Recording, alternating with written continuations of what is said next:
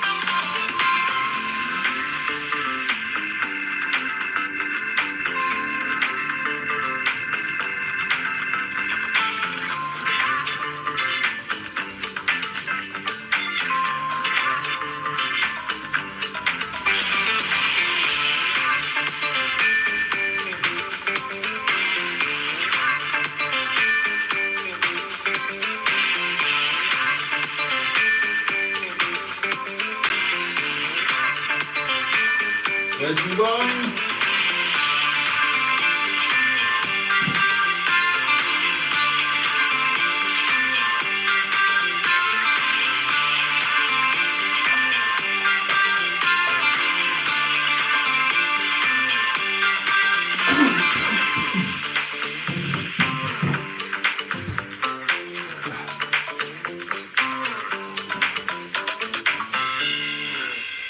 Well, good evening, my lovelies, and welcome to Thursday Night Live, where I am coming live in your eyes and ears, direct from Windy Bottom. Oof. Now then, how are you all? How are you all? How has your day been? What have you been up to? What did you have for lunch? And what did you have for dinner? What was your favourite part about today? And what are you most looking forward to tomorrow? Now then, good evening, Mr. Roger Butty, Mr. George Roger Butty. Evening, Jimmy. Good evening, Sarah. Good evening, Matt. Good evening, Trace. Good evening, Simone. And good evening, KKC. And I mean that sincerely. I really do. How are you all? Oh dear. Oh, Liz is here as well. Hello, Liz. I was talking to somebody who knows you, Liz. Well, they don't know you, but they've met you. And they've met your car. The people that I was talking to in Sainsbury's car park, they said that they'd had a meeting at an owner's day, or they'd gone to a meet at a owners club do type thing, and they'd met a lady with a supercharged MG I said, I think I might know who that is. Oh dear, Simone had painkillers for lunch. Gosh, you're not having much luck at the moment, are you, my lovely? Let's hope things look up, and I hope the painkillers kicked in, and yeah, and I hope you don't need painkillers tomorrow. I'm not sure what I can reveal about my day yet, says Matt. Nothing, mate, nothing. We can, all will be revealed tomorrow. So there you go. Oh, this is nice. Hey you, my little gravy boat of fun. And hey you, Lurpak A380, my little bowl of hot and sour soup. What's your favourite sounding engine? Oh, now then.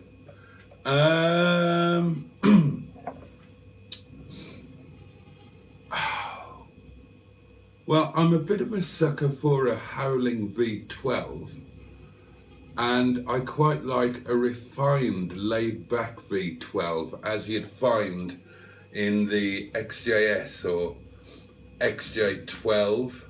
I mean, everybody loves the sound of a V8, don't they? I'll tell you what I don't like. I don't like the sound of a Boxer. I don't particularly like that at all. So, I used to love the sound of the £1 million Rolls Royce that I sold to Hollywood. I used to do the trick with, oh God, back in the day it would have been a threepenny bit. I think I used a pound coin, but where you start the car, let it settle into life, and then you put a coin. You open up the engine compartment from the side, naturally, old school rules, and you put the coin on top of the doings, and the engine is so smooth and so refined that the coin just stays put. So yeah, I like the sound of that. I can't remember what the hell sort of engine it was, but it was a Rolls Royce engine. It was probably out of a Spitfire or something, I imagine. Tomorrow I have a bloke coming out to stick a beep beep beep beep to the ceiling, and another bloke coming to smell my entry phone. Really? Ladies, do you enjoy it when a man smells your entry phone? Do you see it as the portent of things to come? You think, well, he's just checking out my entry phone to make sure that it smells recently disinfected, and then he's going to give it a jolly good tonguing. Well, I mean, we're delighted for you, Trace, and we hope you enjoy having your entry phone well and truly nosed. KKC skipped lunch and went out for a curry with the Outlaws tonight. What did you have? What did you have? Tell me you had something interesting. Will we be collecting gravy boats next? We will now. Show me your gravy boats. I love a gravy boat and I need a new one. Right.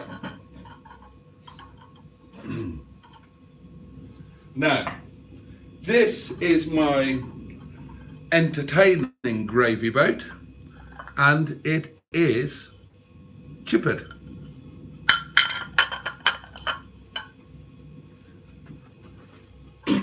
And if it's just me or a significant other, I deploy my small but perfectly formed pair of jugs. I've actually got a spare jug in case one of my pair of jugs goes tits up. Tits up, jugs, get it?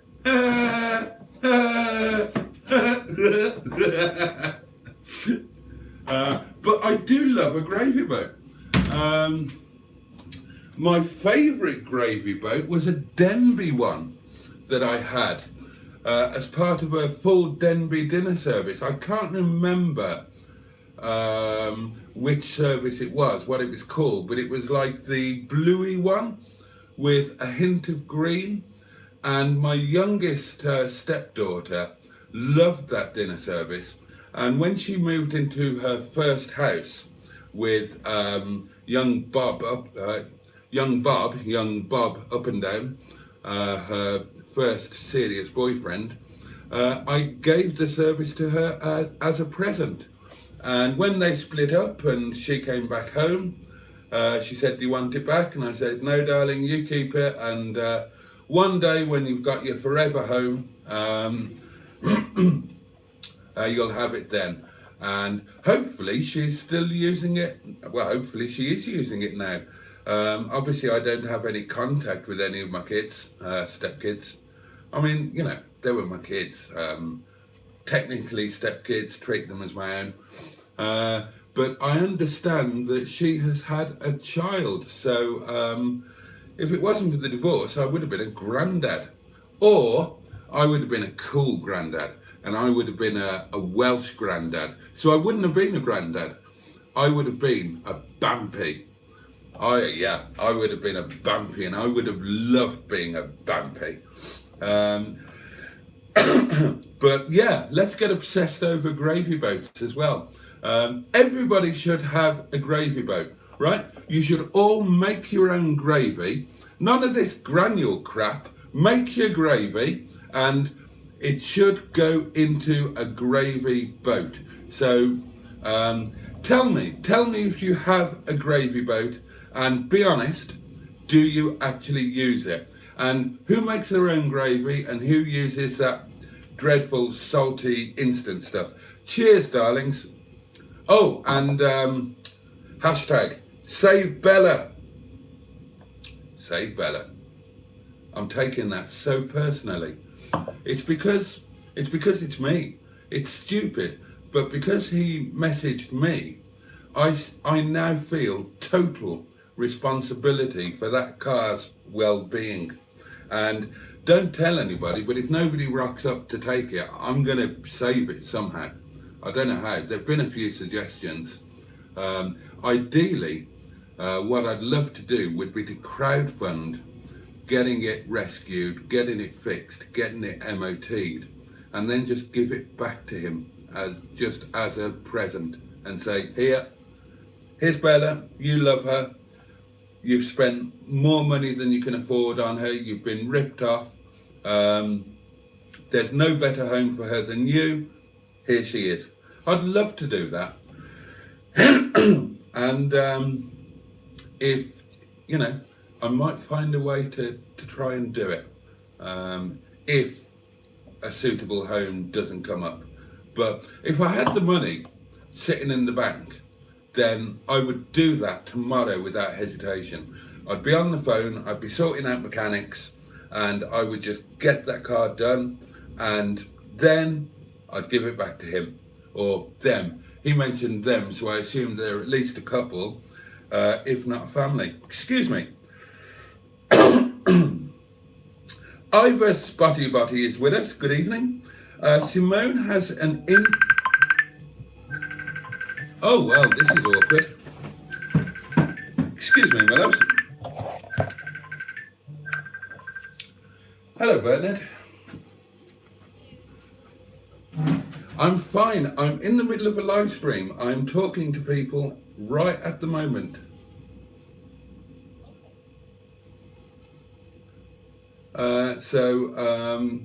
I don't know, it's quite late. Do you want to, I'll be finished for about 12 if you want to give me a call back.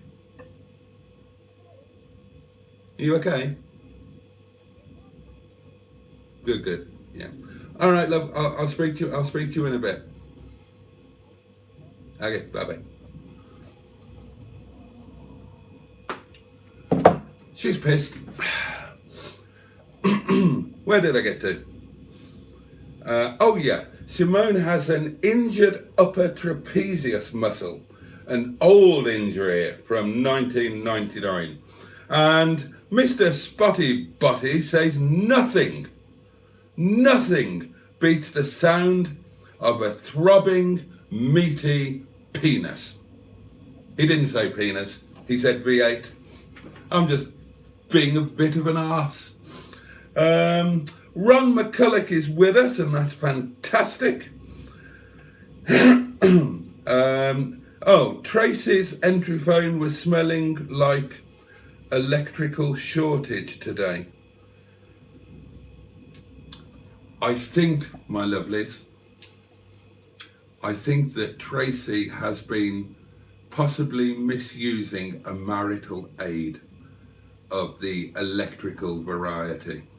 Possibly using it in the bath, but best not to ask. It's her own private business. We hope your device and your entry phone get sorted very soon, Trace. It's I'm not sure about your hospital, but my hospital, it's Ward 19. Use the back entrance. Bad Books is with us. Good evening, Boaty and everyone. Questions for the owners of multiple vehicles, says Matt. Hollywood movie disaster scenario. Oh, this is impossible. Which of your vehicles do you take and why? God, that's an impossible one to... well, is it impossible? Well, if you're saying which of them would you take, I'd take all of them. I would risk my life to take all of them. if I could only take one, I would take Shisun. And that one is now over to you. Okay, I am deceased again, says Therese. Thank you, Boaty, for entry phones and gravy boats. Oh, you're more than welcome. Yeah, save it for when there's a paid position available. I would happily pay you, my unpaid, as yet unpaid intern, I would happily pay you a percentage of my YouTube earnings. And let me remind you that at this point, my total YouTube earnings are 0. Nice jugs, thank you. Boring jalfrezi, but it was nice. Did you have it with rice or naan, or both?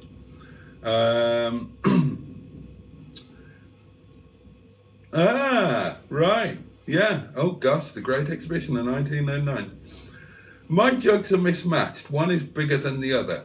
Open bracket. I hear this is usual in polite society though. Close bracket. I appreciate the howl of a V10, especially as found in the Carrera GT, and that's from Lurpak A380. I think have I ever even heard of V10 in real life? Oh, Dodge Viper. Was that a V10? I've got a feeling that was a V10, and that sounded nice. So whatever engine the original Dodge Viper had, yeah, that was nice. Hello from the other me, says Liz. Oh, Simone doesn't have a gravy boat. You poor deprived little cauliflower. That's awful. Well, you need a gravy boat in your life. Leave it to me, I'll sort something out. What's your favourite colour? What colour is your dinner service?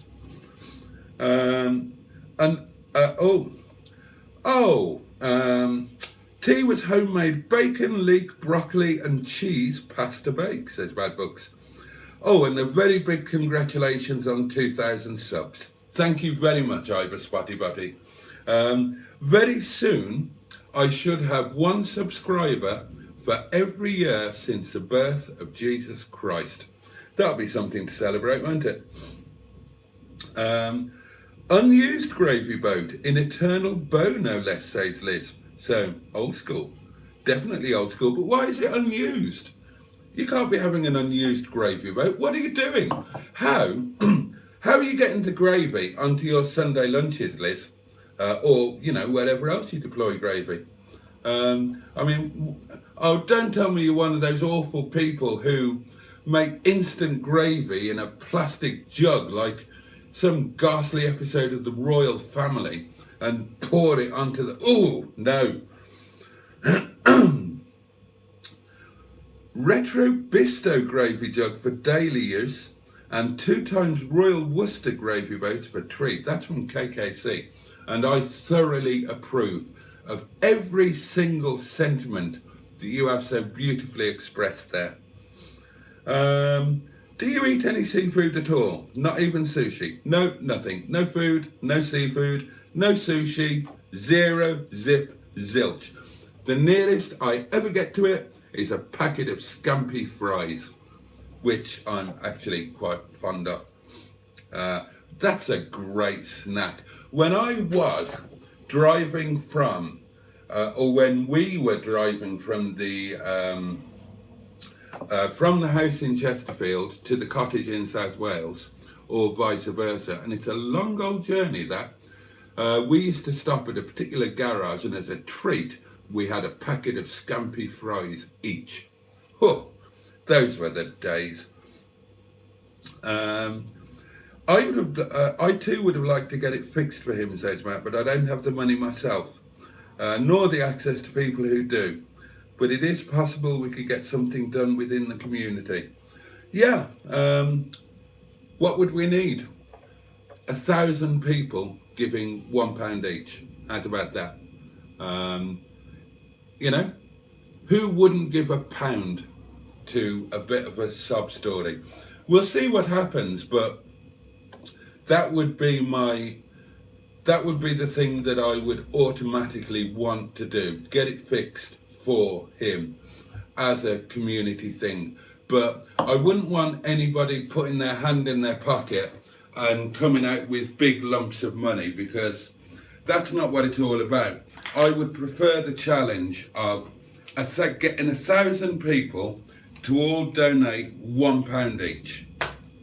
You know, I know some people would miss a pound, but even in today's credit crisis, there are many who wouldn't. Excuse me, hiccup. On your knees, Booty. Why? What have I done? What are you going to make me do? I'm scared now. I have had live messenger things come through when I'm on live as well. Hi, Bernard. You know, I would have just put her on loudspeaker, but she was pissed. And that wouldn't be fair, because she wouldn't know what the hell she was saying, and she could say something that, and you know, it's just an intrusion on privacy. She won't ring me back later, and I won't ring her. I've known Bernard for a number of years, and I know her voice, and that is I'm thoroughly pissed. I'm within 10 or 15 minutes of falling unconscious, and I just want to slur some repetitive nonsense at you, because for some reason when I'm really drunk, I think I'm in love with you again. And normally she will actually fall asleep while she's on the phone to me. So yeah, not live stream material. If it had been earlier, and if she was sober, I'd have got her on, because she'd be really, you know, when we went on those couple of dates, immediately after Chinese Madam, we did talk about doing a podcast together, and she would actually be really good. And I think that we would be really good together, because she's very much not the same as me. Anyway,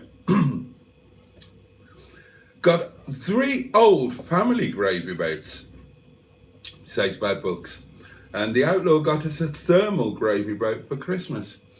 A thermal gravy boat. I used to have one of those anti-thermal Country Life butter dishes. Anti-thermal, is that a thing? They're probably still thermal, except they were designed to keep things cold rather than hot. It's probably the same technology, isn't it? I don't know. Maybe it's not. I don't know. I don't care. It's Thursday. It's been a hell of a week. Everything is in chaos. I haven't caught up with myself at all. I was getting ready for Monday, then there was Monday. I've been trying to catch up from Monday. Stuff's been happening. I've been trying to get videos out there. There've been live streams, there's been the restaurant. And I haven't washed up for Christ knows how long. You should see the state of the kitchen over there. I've got a load of stuff in the parlour that's supposed to have been sorted ages ago. I've got loads to do with the cars. I'm going to have a good old catch-up this weekend. Because obviously we're going to have a break from the lives over Friday and Saturday. I'm just going to catch up on stuff. I'm going to hide away from the world and catch up on stuff, so I am. Because by Monday I need to be back on an even keel. I can't let this chaos roll into another week. If it does, it will be too much. I'll never recover from it, and I will probably die. And I don't want to die in chaos. Wouldn't be fair on whoever had to clear up after me. Oh, speaking about lunch, I had my steak for lunch. It was absolutely fantastic. It was a lovely piece of steak, considering it was cheap. I cooked it perfectly, and I have to tell you, horseradish mustard, it's the future. It is sensational. And I insist that you all rush out tomorrow and buy some. Now, if you want the cheap stuff, it's called horseradish mustard, and it's available in Sainsbury's. £1.15. If you want the posh stuff, the authentic stuff, buy some Tewkesbury mustard off the interweb from a posh farm shop in Tewkesbury, and it'll cost you a bloody fortune. Mr. Spotty Botty has to go back to work. Thanks for popping by during your smokers. Carl Davis is with us. Fabulous. Don't understand that one. If you found a slug in your kitchen, would you be upset, says Ron. No. Although Liz wouldn't be upset, but she would be grossed out. I would be neither. If all of your subscribers gave £1, says Jimmy Quinn, you would have enough money to repair the over 75. More than enough money, Jimmy. I suspect that a number of my subscribers, in fact I don't suspect, I know, my subscribers numbers will sometimes fluctuate. When I put out a video that's reasonably popular, it attracts bots. And if you go into your hidden comments, you can see comments from these bots that are just spam. YouTube have become increasingly good at getting rid of them. And periodically, the YouTube bots will crawl through your subscriber list and pick out anybody that they think is not a genuine subscriber and delete them, which is, if you didn't know that, it's quite disconcerting, because you suddenly see your subs number go down and you think, fucking hell, what have I done to upset people? But that's what it is.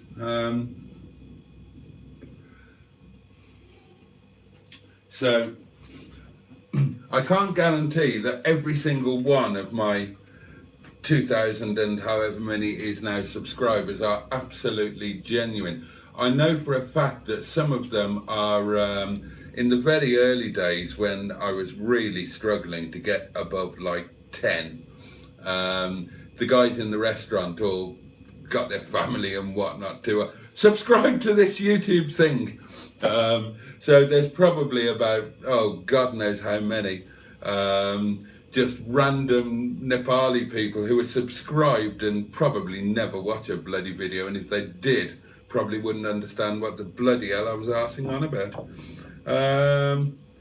George Rogerbotty, I'm taking whatever car the housekeeper gets in. What? Jeeves will make sure she buys. Oh, hello, Mr. Ben 747. Evening, Mr. Bodie. How are you this evening? Mr. Ben 747. I was talking about you. Well, somebody else was talking about you in a message to me tonight, and I replied to it. And it's nice to see you here with us tonight, because it was noted we hadn't seen you for a little while. And shall I say that? Well, I don't think I'm betraying any secrets when somebody mentioned, have you ever seen Mr. Ben 747 and Mr. George Rogerbotty in the same room? It was just a passing note that Mr. Ben 747, we've seen a bit less of him since Mr. George Rogerbotty came along. Just saying. All of my crockery, says Simone, is black. Right, so black gravy boat. Also the Racing V10s and the GT3 Audi R8s. Ah, yes, the Viper has an 8.3 litre V10. I had a Viper, not as a personal car, but I had one in the business. What was I doing with it? Oh, I brokered it. That's right, I brokered it for somebody. That was a bit insane. It was kind of impossible not to love it. If only one car, says Bad Books, my Mark II VW Polo, my first car owned since 1989. 1989 was a fabulous year. Oh, that was my, well, it was a fabulous year for me. I don't know about you lot. I mean, look at everything that happened in 1989.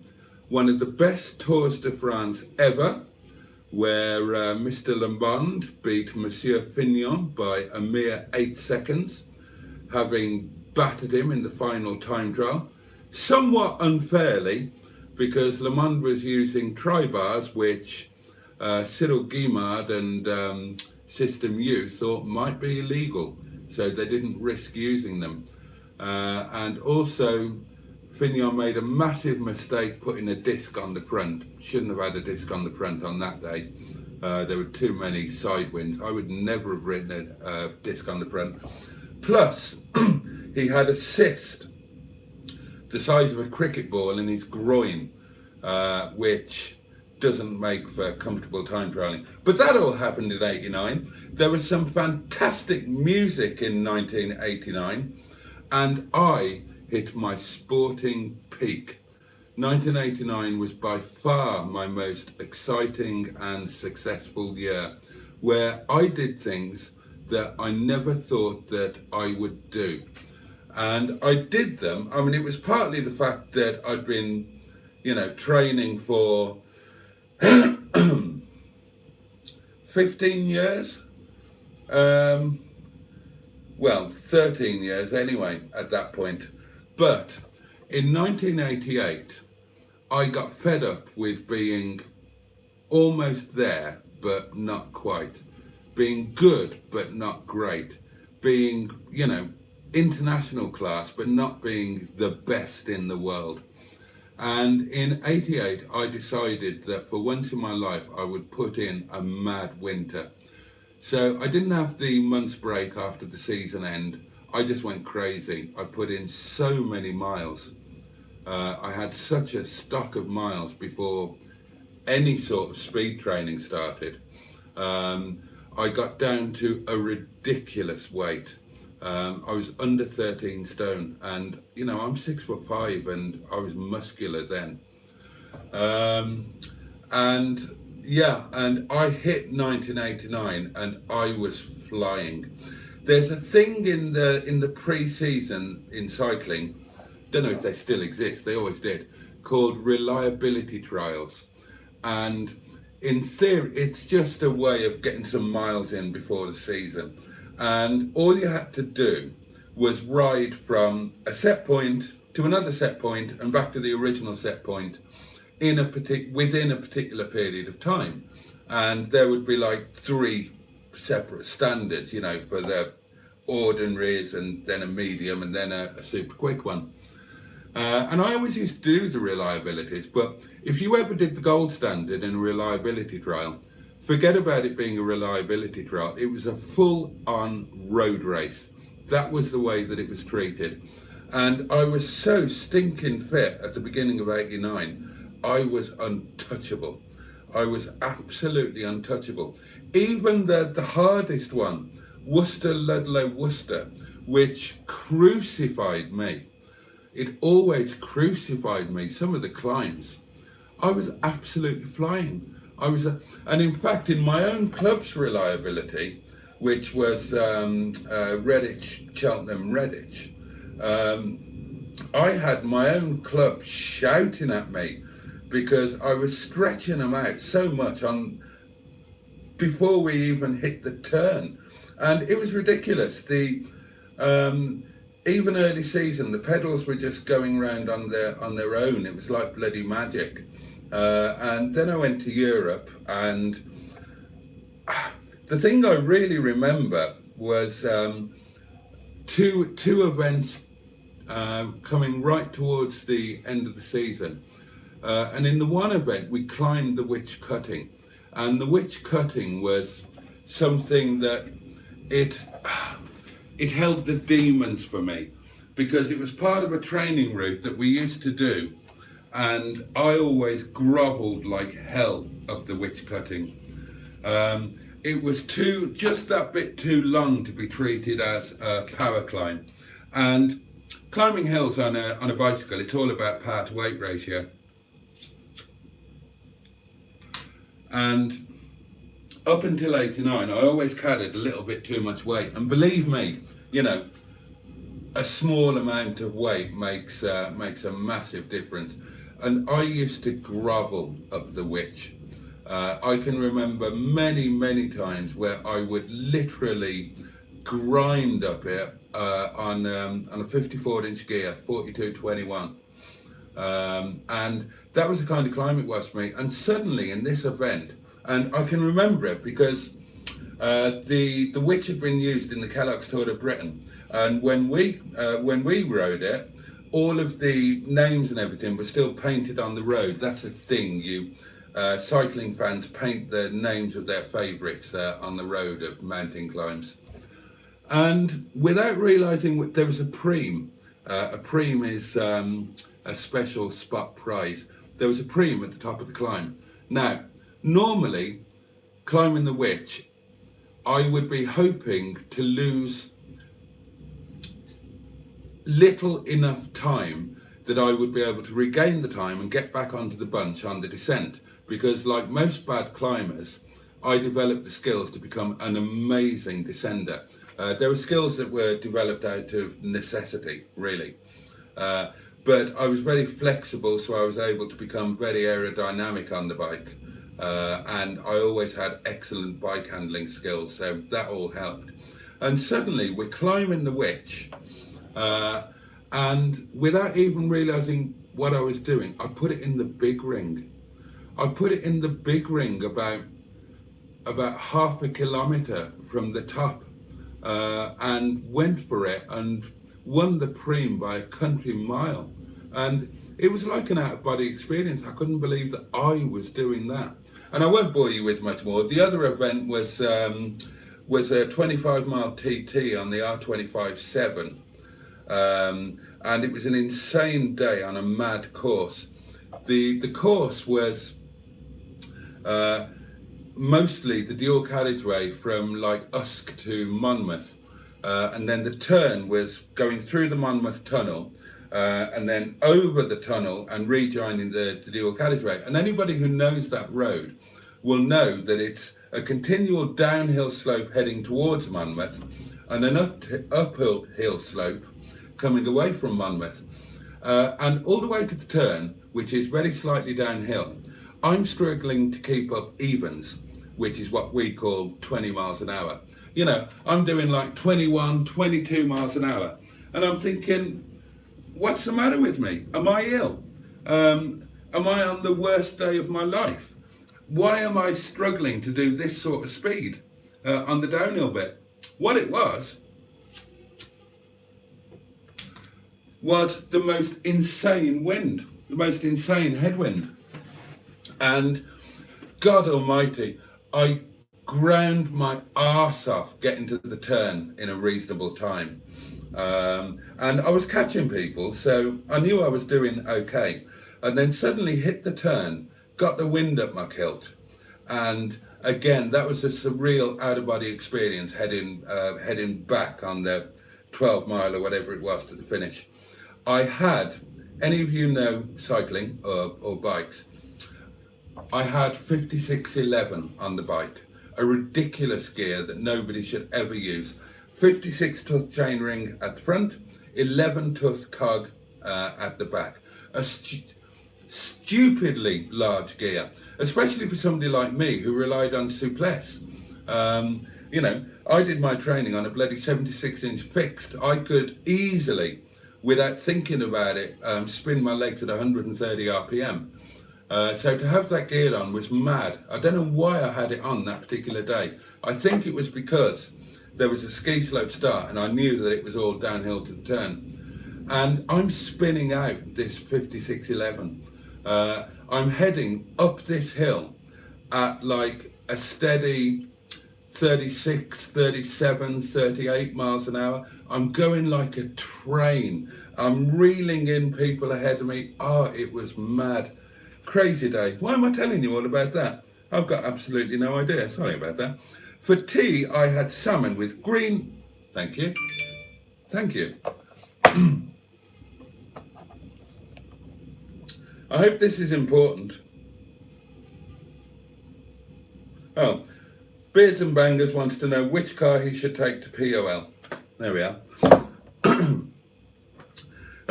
Carl Davis had salmon with green pesto and cherry tomatoes on top on a bed of green beans with carrots and broccoli. That sounds in equal parts delicious and nutritious. Oh, Simone, you use a plastic jug. Oh, God, dreadful. I'm so awful, says Liz. So royal family, except it's a glass measuring jug. Jesus. Standards, people. Standards, please. Right. Gravy boats are now a thing. This community does not serve gravy in measuring jugs, right? So, same rules as a toast rack. All of you, if you've got a gravy boat, start using it. If you haven't got a gravy boat, charity shops, eBay. No excuse, right? And if you genuinely can't afford to buy a cheap one, the community will supply one for you. But no more of this measuring jug, please. Honestly. We're an elite community. We've got standards. Well, we should have bloody standards anyway. Dear me. Oh, right, on your knees to propose to Bernard. Put her on speakerphone, she might say yes. No, she wouldn't. She's drunk. And she never says yes or no. She just avoids the question by pretending she hasn't heard it or just by ignoring it. She's had lots of practice. I've proposed to her about 11 million times. Looks like I'm off to Sainsbury's. Good shout.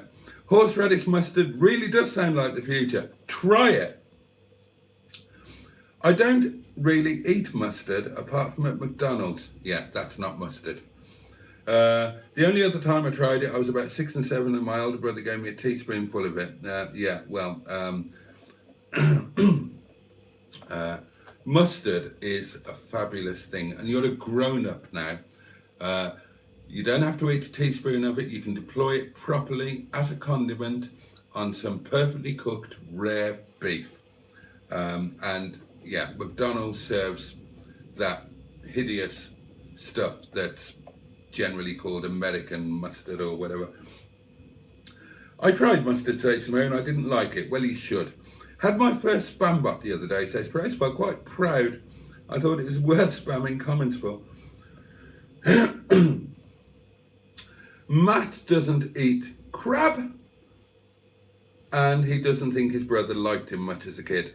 The plot thickens, says Roger Botty. Right, Simone's off. Chaz Brown says, hello, Boaty, good evening. I know you're a rover man. Am I? I suppose I kind of am now. But did you ever get a chance to drive one of the original minicars?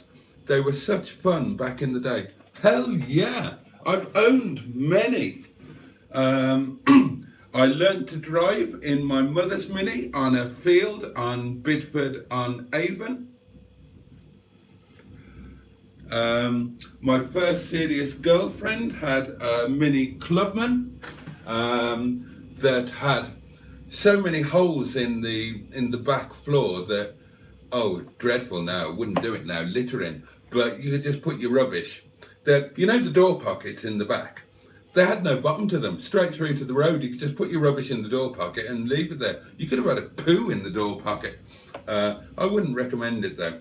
And I had, I've had loads of Minis. I've had a 1275, I've had a bell nose, I've had a normal Clubman. Never had a van or an estate though, but I adore Minis, absolutely love them. I once splashed out, not in that way, please, dirty-minded people. I splashed out on a fully rebuilt Mini, an orange one, bell nose, and I had it done with a full curved walnut dash and everything. That was fabulous. And amazingly, my friend Sue, and I think we're still Facebook friends now, haven't seen it for ages.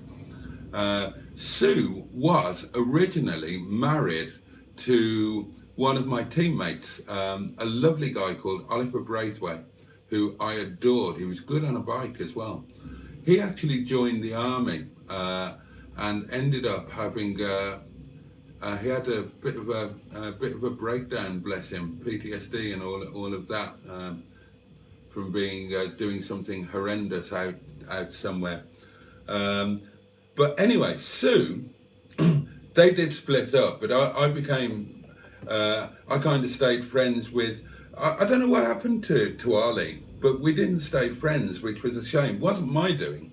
But I was also stayed friends with Sue. We're still friends. Oddly enough, we ended up working together many years later at a nursing home, at my mum's nursing home. But when I had this Mini rebuilt, and I rocked up to Sue's place in it one night, and she looked again, and she said, let me see your indicator stalk. And I said, is that a euphemism, darling?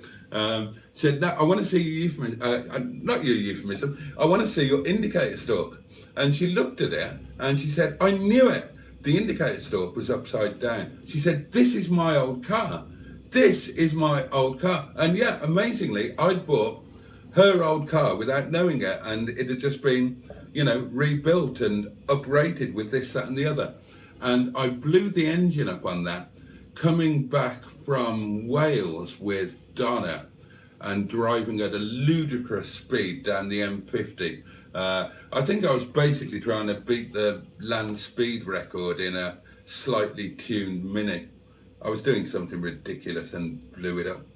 But so yes, I have had many chances to drive original Mini cars, and I love them. I'd love one now. God, they're fetching money now, aren't they?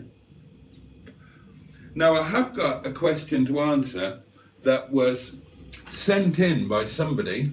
Well, no, I won't keep his name a secret. It was Pingu Concord, who often can't watch the live streams because of spousal grief.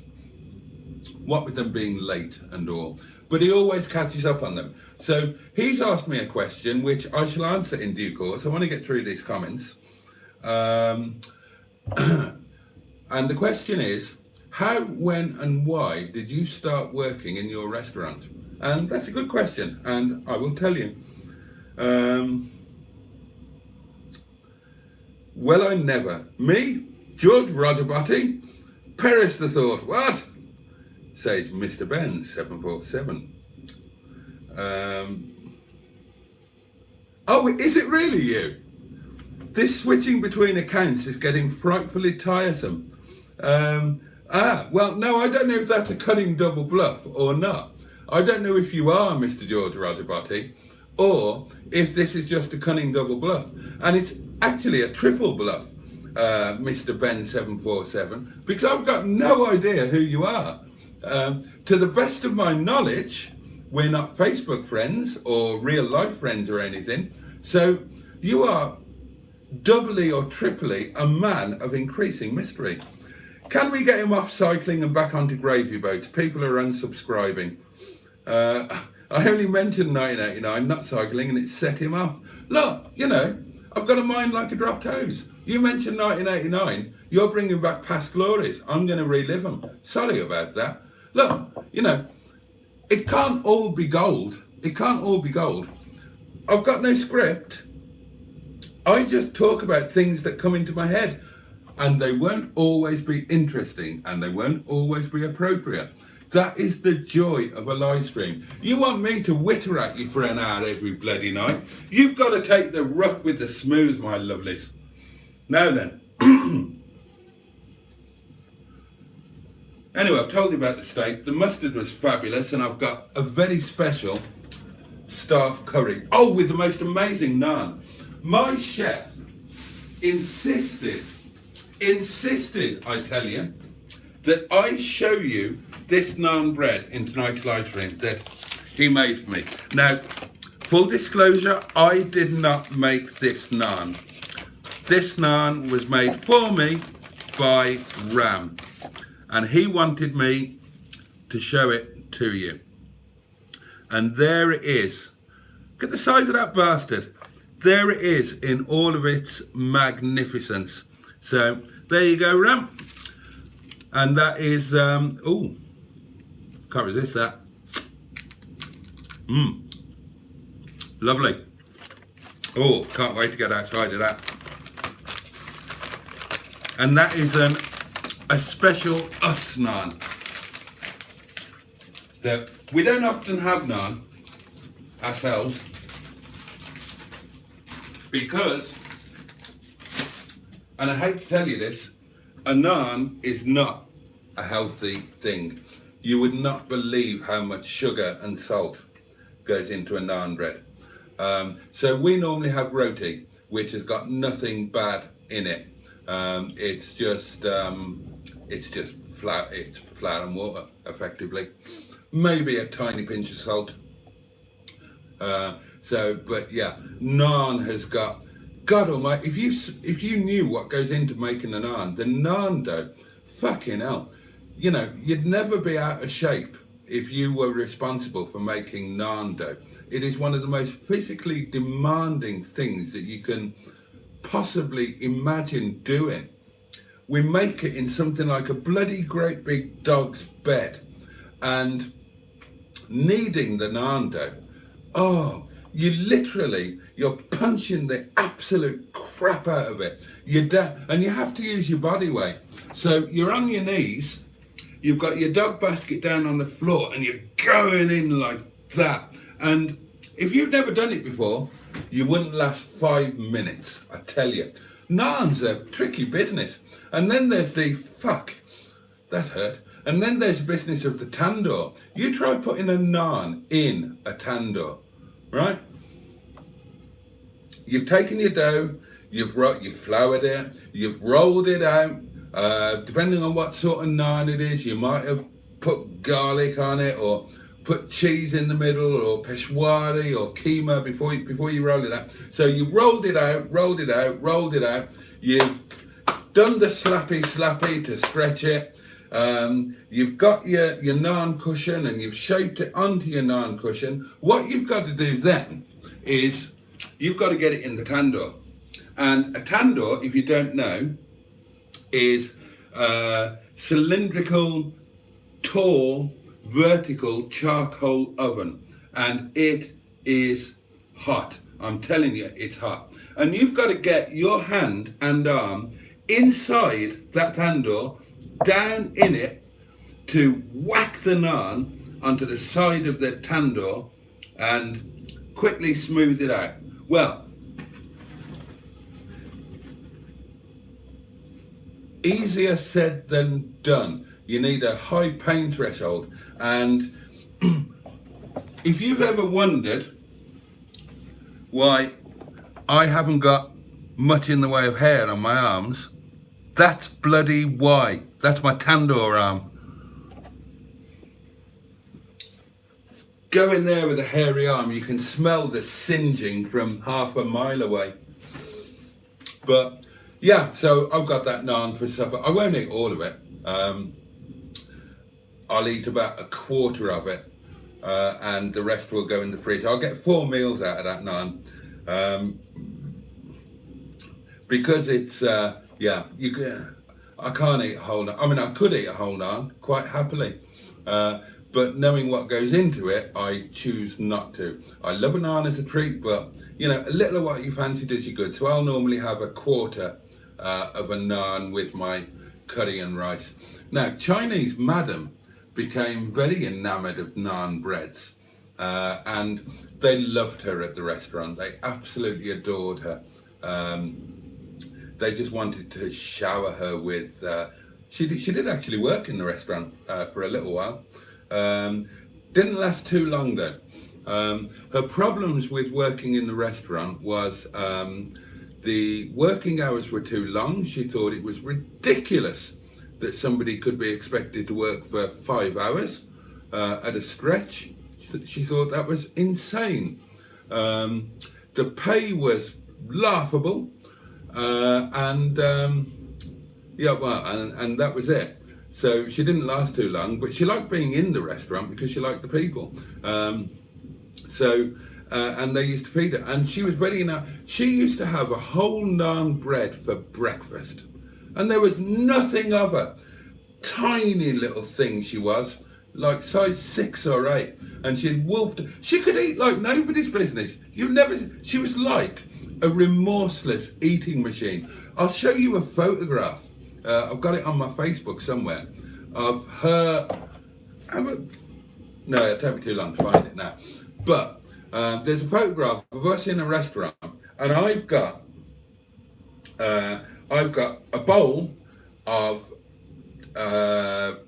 chicken and ginger and onion and whatnot, and white rice, and that's it. I've got my bowl, there, chopsticks, boom. On the other side of the table is Chinese Madam, and she's got 8 or 9 different meals. It was the first time that we went to Chinatown. She'd been existing on our restaurant food, food that I cooked, and food that she brought with her from China. She didn't bring any clothes or anything from China because she already had a load of clothes and whatnot in Swansea at the property she owned.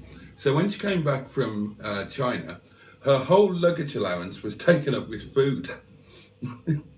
And I never used to have this fridge freezer. I had to buy that in an emergency when Madam rocked up here, unpacked her suitcases, and I suddenly realised that my little under-counter fridge freezer was going to be hopelessly inadequate, and I had to pay a bloody fortune to get a fridge freezer delivered within 12 hours.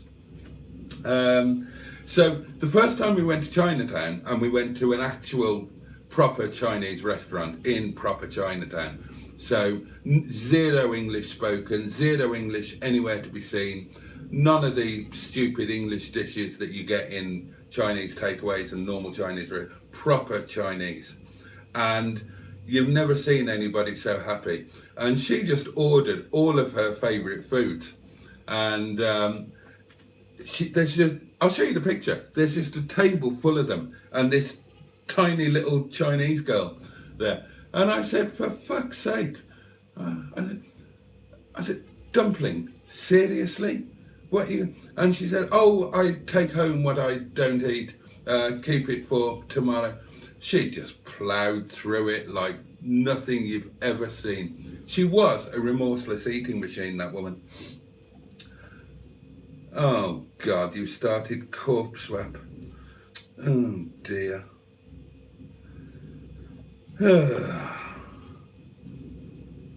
They have a car at the Tour de France that drives ahead of the racers to spray over the penises drawn on the road. It was on QI recently.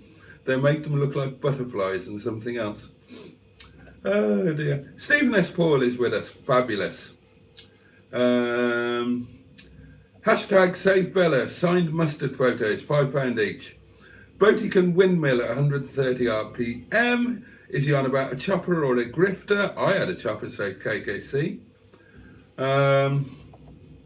Good evening all, says Black Lions. How many international lists have we been adding to so far tonight? Yay, gravy boat community. Get down to chatter shops and eBay and boot sales.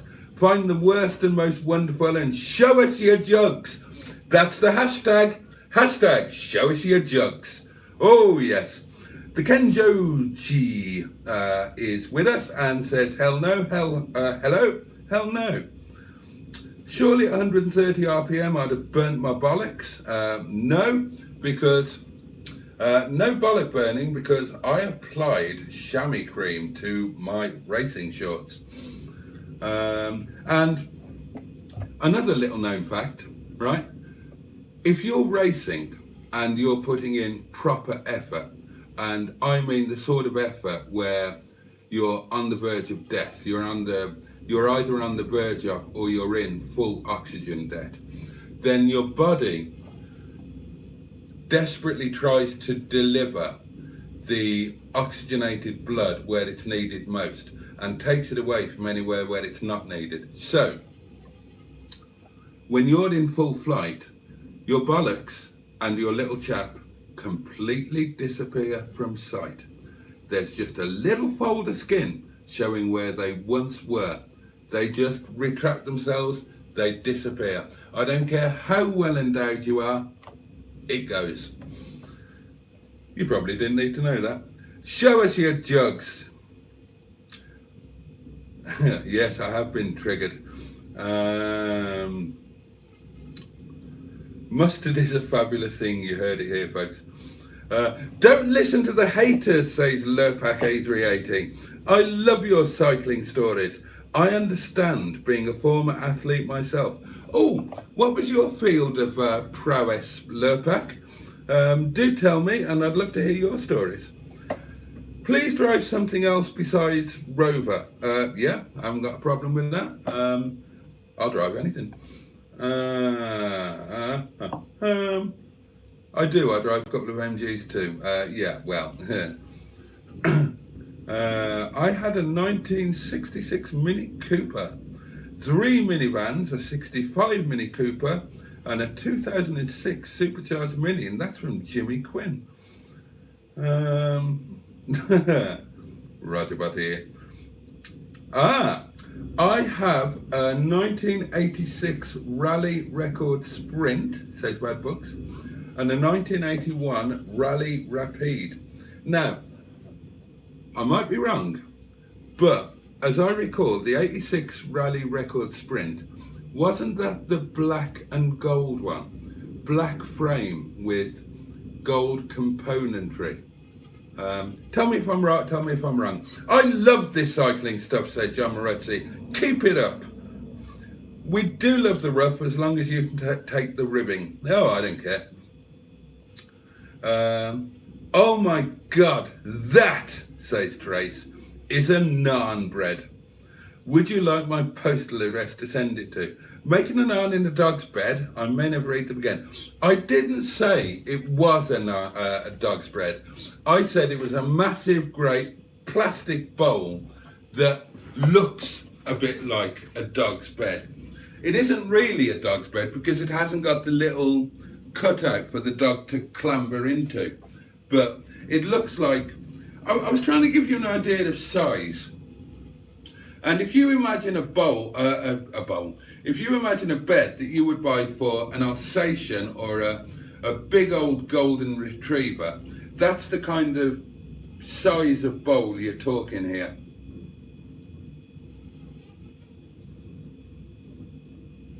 Oh, that's nice. No script. He's got more staff in the background than I have at Roger Bottingham Manor. Cheeky sod. Don't you get dog hairs in the naan? It's not really a dog bed. Peshwari and Keema, send me them all. Anybody had a Fizzy or AP50 or any other great bikes of the past? Could we just have one live stream that doesn't involve me putting the oven on, please, says Matt. Oh God, he started on the naan bread now. Bedtime story was better. That is a direct request for a bedtime story, and you will get one. Can't make my mind up who is the biggest waffler, Boaty or Mustard? Well, it's Mustard, obviously. I don't waffle. Mustard waffles about nonsense.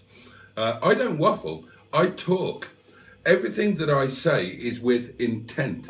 It might be slightly unconnected, you might think, but it's not waffling, it's not rambling. It might not be what you want to hear, but in my mind, I've got a very definite purpose for saying what I'm saying, I think.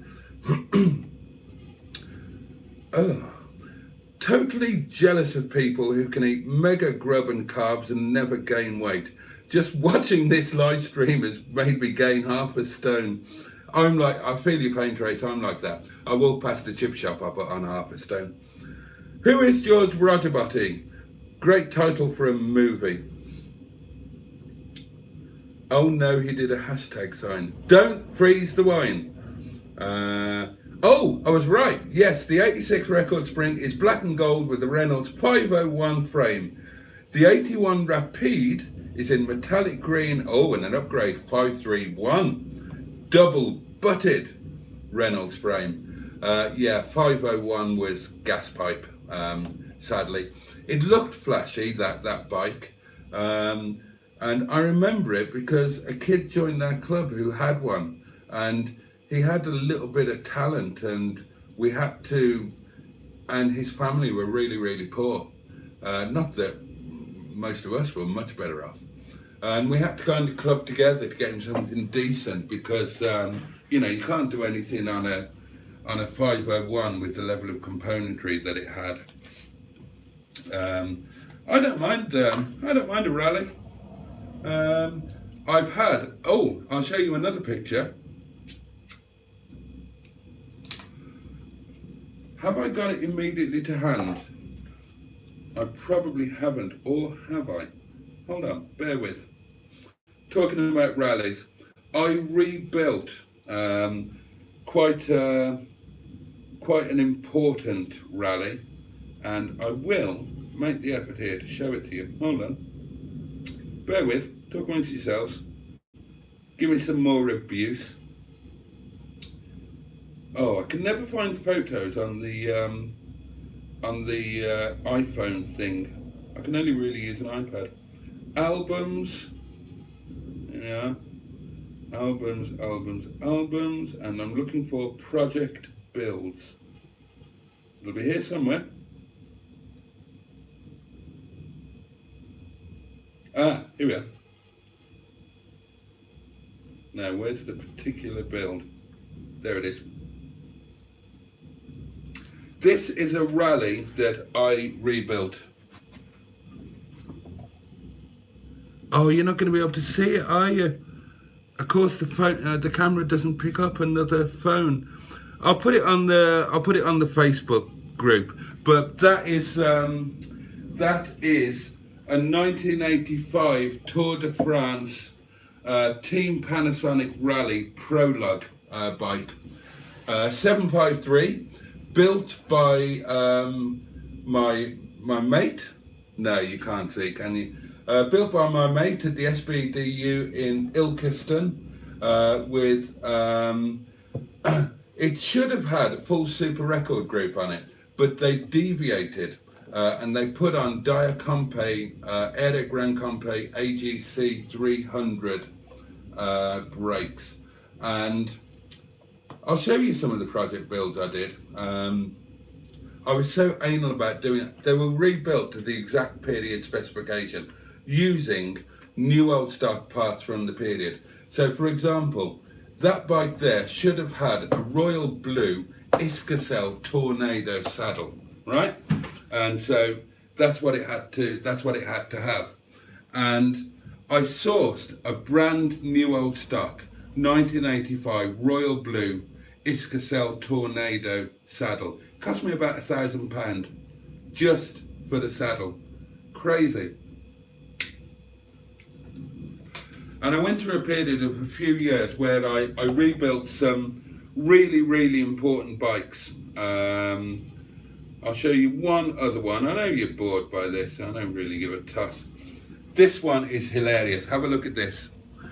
Now, that is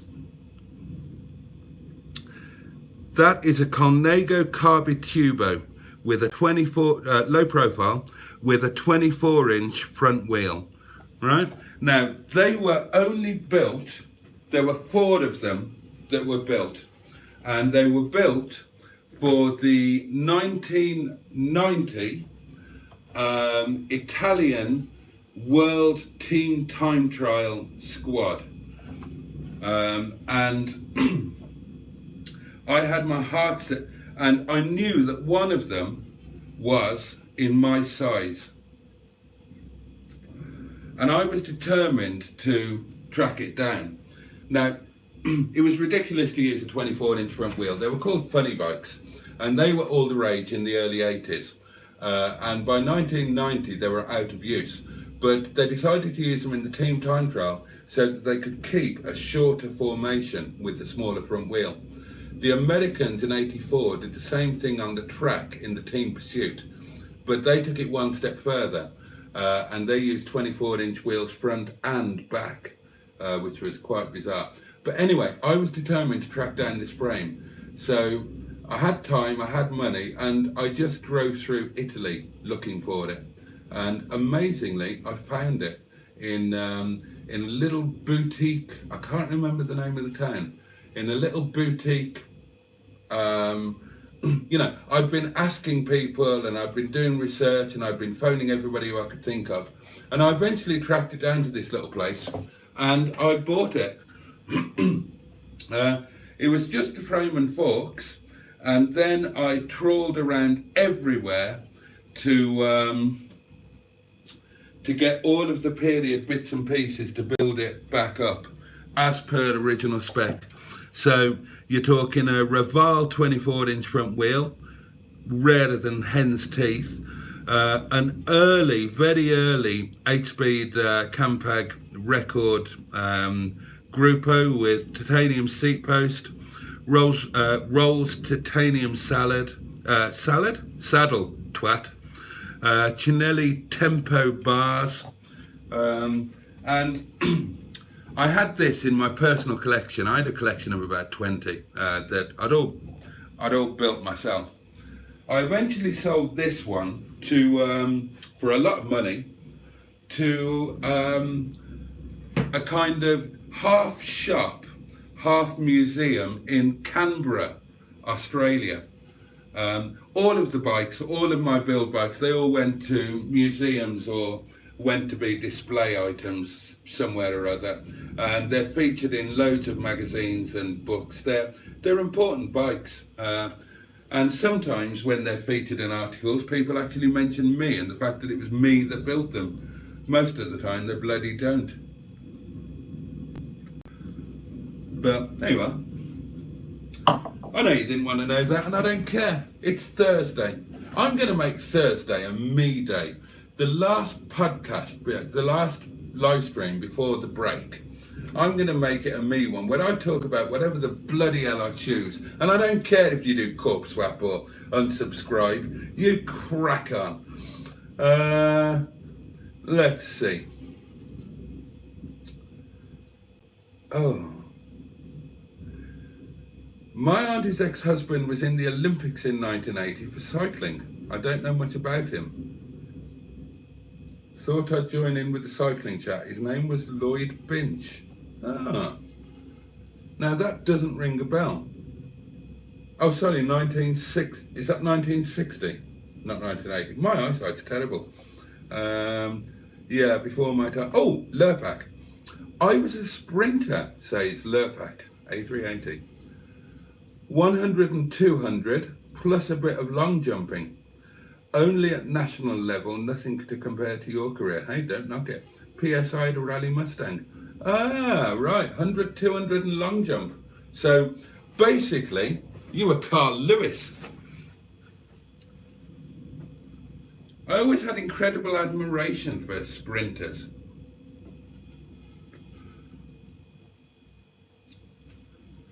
I was a sprinter on the bike, but that is a very, very, very different thing. I could never run.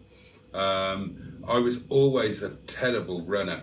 Now, in my defense, cycling and running use slightly different muscle groups, so they don't meld very naturally together. But the truth is, I was just always a crap runner. I run like a girl. You know, I do the flappy foot thing. I can't do a straight foot. I literally run. Oh, and no offense to women. I know some of you can run properly, but I was always told I ran like a girl. The only place I could run was on the rugby pitch before I was stopped from playing rugby because of my cycling career and the risk of injury. And as a number 8, I could perambulate quite quickly over short distances and bang into people and do a lot of damage. But there we are.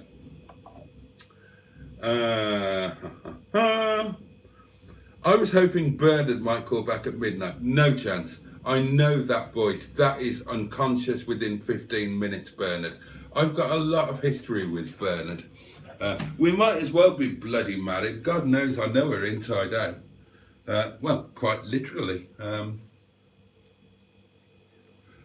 But one of the things about Bernard is she likes a drink, bless her. Really likes a drink.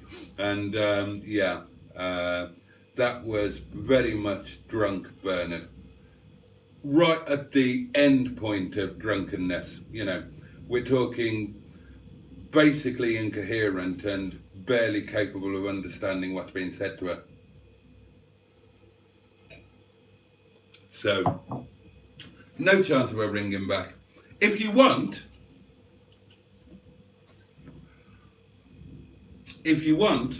I will invite her sober onto a live stream, and you can talk to her.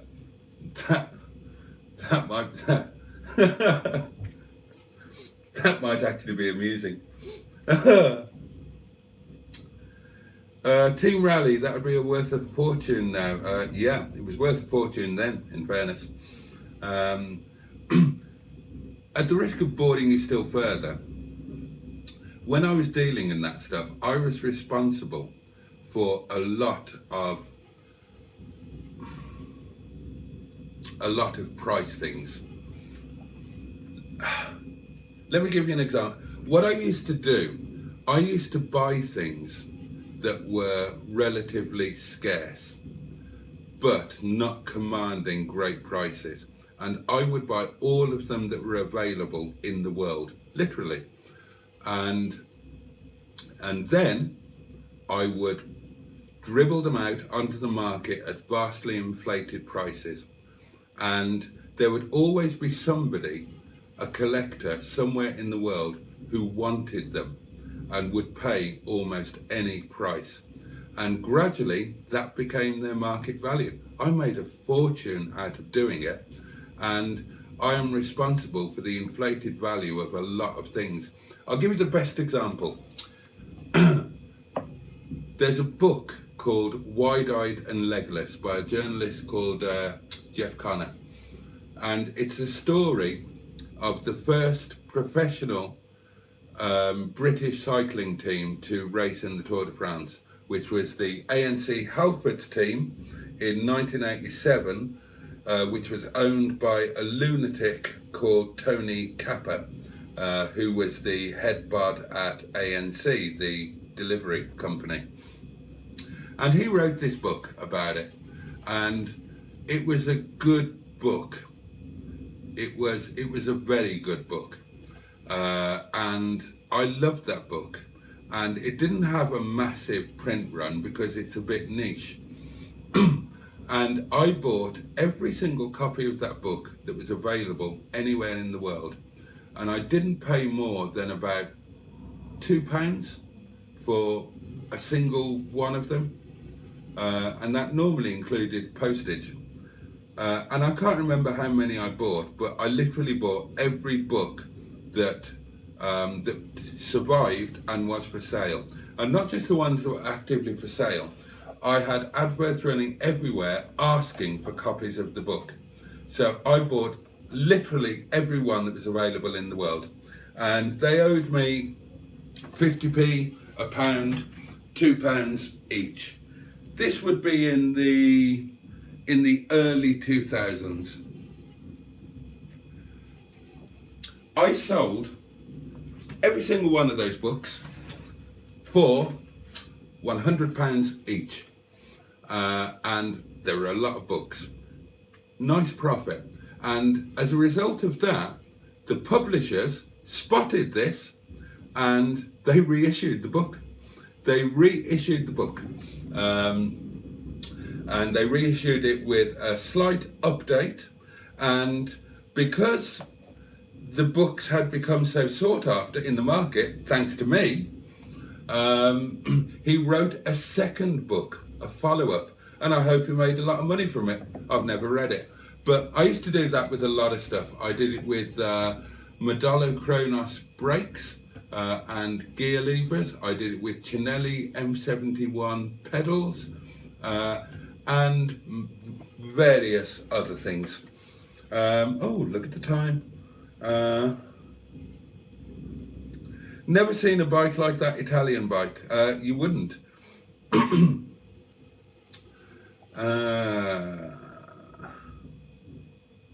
Your bike came from my little town. Normally they only steal bikes around here. You are a good presenter, says Skick. So you should use that gift more to increase your subscribers. An example of that is the video of you travelling to buy the 75 estate. Well, I know that collection videos work, but what can I do? I can only collect a car when I've got a car to collect. You know, I have said that I should have a more dynamic fleet. There should be more cars going out and coming in because that's good for the channel. But it's kind of not all about that. You know, I'd love the big subscriber numbers, but this community thing is equally, if not more important to me. But I've got some ideas for, you know, increasing subscribers, and there it was bound to come, and enlarging the channel and whatnot, and I'll be swiftly followed by number 2. I don't think number 3 is far away. And I'll put those into play probably. Look, if any of you lot have got suggestions of what I should do, shout them out. I don't know what I'm doing. I didn't have a plan for any of this. I don't know what works and what doesn't work. You've seen my videos. Do I have a clue? No. No. I've got a vague inkling that some might be more interesting, like Mondays, because at the end of the day, I'm doing something interesting. I'm going down to Southampton to buy a car from the Isle of Wight that's possibly a bit dodgy. I haven't seen it, I haven't driven it, I haven't got a clue what it's like, and I'm going to drive it home. Now, you know, it's a no-brainer to know that that's going to evoke a little bit of interest in it, but I haven't got a clue what I'm doing. So if you lot have got any bright ideas, shout them out. Boaty, if you can build bikes, that's spannering. Cars are not that different. Yeah, I have wondered about that, and yeah, I was an excellent cycle mechanic, and I wasn't just a mechanic. I was a frame builder, I was a wheel builder, and that is a real art. It's building wheels well is an art form that I can't even begin to describe. But I did all of that because I was familiar with it, because it was important to me, because it was available to me, and then when I was racing, because I was trusting my life to, or I was going to be trusting my life to people who I didn't want to trust my life to. And I was riding frames built by people who clearly didn't fully understand what they were doing. So I decided, fuck it, I will do it myself, and if I don't know how to do it, I will learn how to do it, and that's what I did. A bit like Graham O'Brien, if you've ever seen the film The Flying Scotsman. I know Graham, he's a friend of mine, and we came at it from the same way. We had our own ideas, and we weren't afraid to put them into practice. Some of our ideas were different, some were the same, but we both did it, and we both did it off our own backs, and we both learned how to do mad stuff. We both built our own frames. Nobody did that. Nobody did that. I guarantee you that when Graham and I were racing, and if you don't know Graham O'Brien, he was world hour record holder, world pursuit champion, one of the most talented guys ever to throw a leg across a saddle. We were the only 2 guys in the whole world racing that built our own frames and built our own wheels. I bet you £1,000 that's true. Anyway, there you are.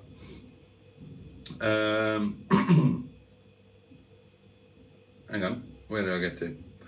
So yeah, I mean, in theory, I suppose if I can do that, I should be able to bugger about with cars.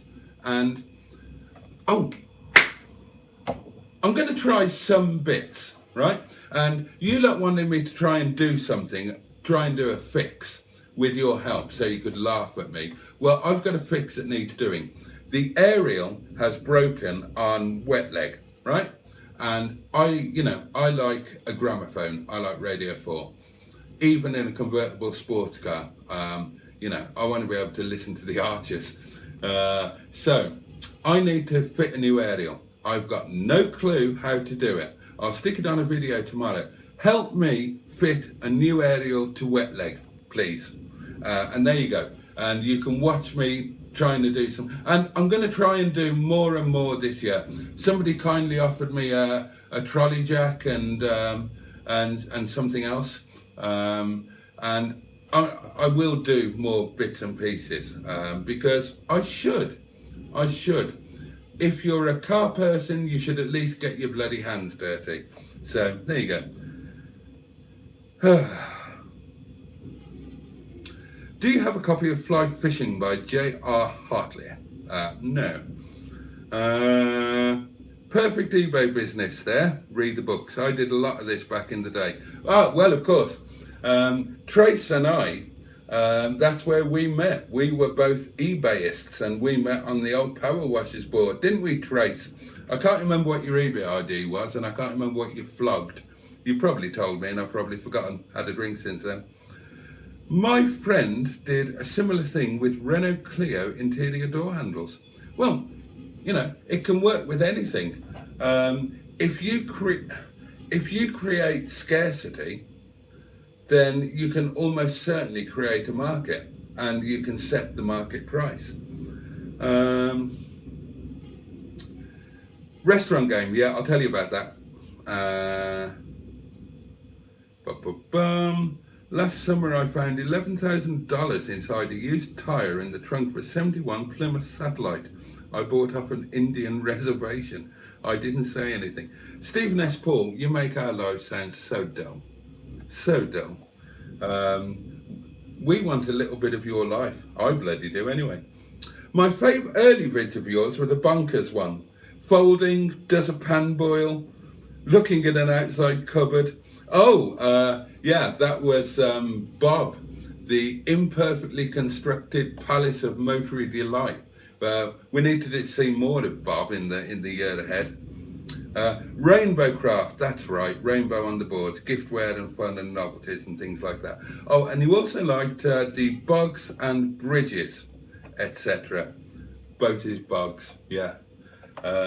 Because I couldn't think of anything proper to do, and I've got a weird sense of humour. My favourite video of mine was one of the Boaties bridges, and that was an idea that was just to get content. You know, I was doing one trip a week, and I couldn't think of any other videos to do apart from that one trip a week, and that's just one video. So I thought, well, how can I get more out of it? So I thought, well, if I drive over, if I do a detour and drive over a bridge, I could make that into a video and give it a theme, Boaties Bridges. So that's what I did. And you've then got two videos. And then I thought, well, I'll go to the bog, I could do a Boaties Bogs. and then I've got three videos. And then I thought, well, I eat. So if I do a road trip restaurant review, that's 4 videos. So suddenly I'm getting 4 videos out of the one day. The first was the 20p noodles one. Have you seen Hubnut's latest video? It's quite boaty-esque. And then that message was retracted. No, I haven't, but I'm going to go and look at it now. I'd be interested to see that. Hubnut does boating. God, that'd be a video in 3/4. I should have gone ages ago. I'll tell you the restaurant story very, very quickly, and then I will bugger off and let you all go to bed. Okay, so how did I end up working in a couple of Nepali restaurants? Right, quick backstory, which I think you already know already.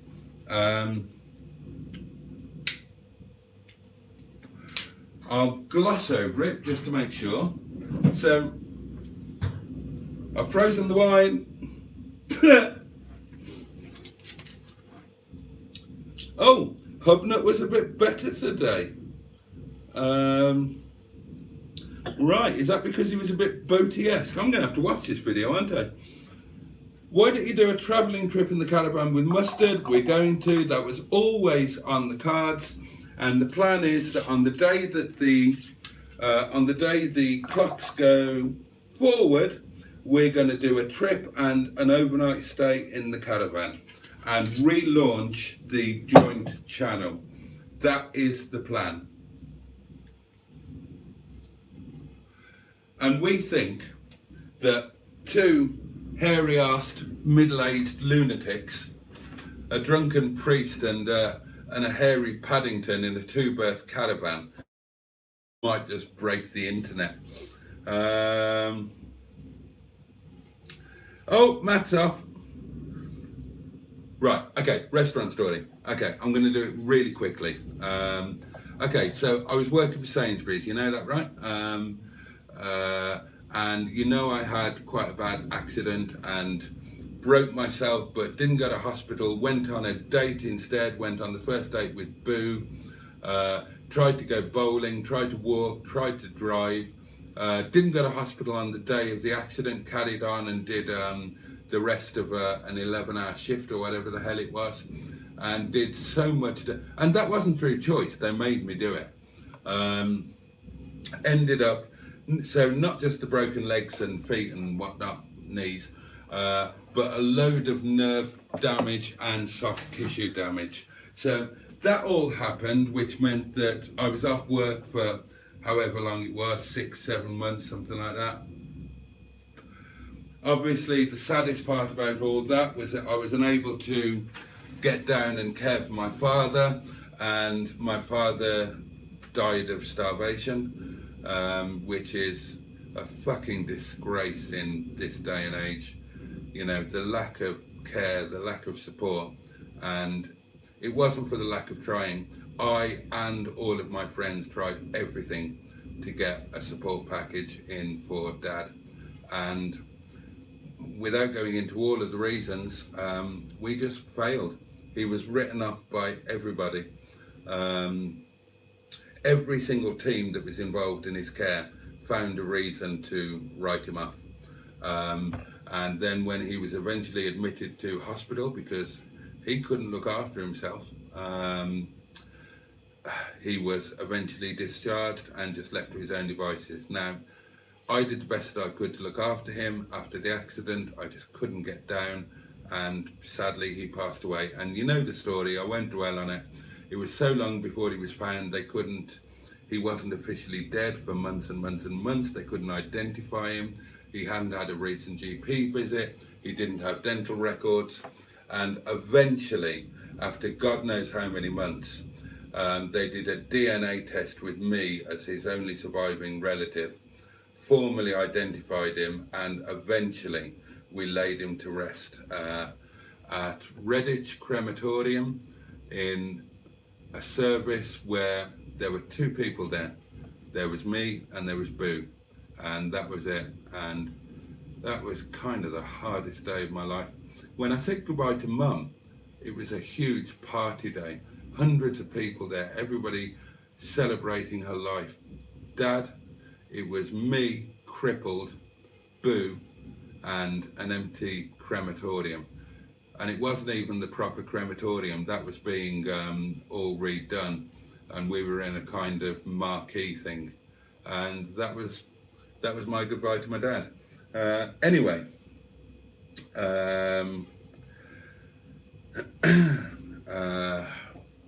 so the upshot of all of this was that when it came time to kind of try to go back to work at Sainsbury's, I've told you this story before, I know I'm repeating myself, I'll very quickly tell it. I went back for my return to work interview. I was unfit to go back to my job. I had a 46-hour per week contract. They had no idea what to do with me. I couldn't work on the shop floor. They just didn't know what to do with me. And they broke up the meeting. They said, go and have a fag. We'll have a chat. We'll sort something out for you. Don't worry. Go and have a fag. Come back and we'll have decided what we're going to do. Don't worry, mate. You'll be okay. I went, had a cigarette, went back. They took me straight into a disciplinary and sacked me for gross misconduct on the basis that my temperature record sheets were incorrectly filled out on a constant basis, and their evidence for this were the temperature sheets, which were, of course, entirely correctly filled out. In other words, we don't know what the hell to do with you. You could be a lifelong cripple, and it will be cheaper and easier for us to sack you than it will to look after you. So that happened. So not unsurprisingly, me being me and with my legal background, I sued them. And that took a long time because they fought tooth and bastard nail. And I sued them on many different grounds, and I sued them for a lot of money. And they didn't want to play ball. They put a team of specialist employment lawyers on it, who bombarded me with reams and reams and reams of paperwork in legalese that were just purely designed. It was all bollocks, and it was purely designed to scare me off and to make me settle. And unfortunately for them, I speak legalese. As you know, when I had my businesses, I did all my own legal work. I never had a solicitor, apart from the first time. Never had a solicitor, never had a brief, never had a silk. I did it all myself. I did 3 years of law, and I've got a bit of a I know too much about what I'm doing to be put off by a shed load of legalese crap. So we were getting close to the no, I'm getting ahead of myself there. So I needed to do something in the meantime. I'm gradually recovering. I know that I can't do a job like that again. It's too physical and my legs were too weak. But I needed to do something. I needed some money. And I thought, right, go back to the old days when I was a student, as KKC and I have talked about. I delivered pizzas for Mario's in Studley, and it was a really, really, really good job, really lucrative back in the day. I earned shed loads. I was only a student kid. I earned brilliant money doing that, and I thought, well, you know, sod pride, sod anything like that. Why not go back and do that again? So I had a cast about locally to see which takeaways were were advertising for delivery drivers, and I rang a couple, went and had a chat with one of them, and nothing happened, and ended up at this Nepalese restaurant that I'd driven past a million times but never really paid any attention to. And they always had a sign up looking for drivers. They couldn't seem to keep their drivers. And I went down one night, and they were so desperate they'd literally take anybody on. I bought myself. Actually, I had no money. I'm not working. I've got all of these legal cases going on. Boo bought me, God love her. She was a great kid, was Boo.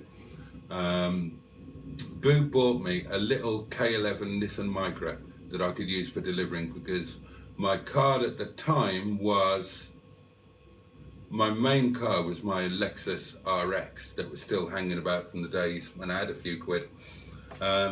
So she bought me this little Micra that I could use for doing a little takeaway delivery job, and I agreed to try starting at this Nepalese place. Now, the first night I was there, I was chatting with the other drivers. There were 3 of us, and I said, the normal thing, hi, how you doing? How long you worked here? Too long. What are they like? Don't trust them. Don't trust them. Check all of your tickets, check all of your money. You know what they're like. They're all the fucking same, those, I won't use the word. So yeah, you check them. And I thought, and they were saying stuff like that. And I thought, that's not right. That's not right. You don't talk, if you think that they're like that, don't work for them. And I just started working there a few nights a week. It was, well, don't tell the taxman. I mean, it was cash in hand back then, which was very, very handy in terms of keeping oneself alive. Any comments? I'll just check these out. Oh, bloody hell, Mustard's here. Good Lord.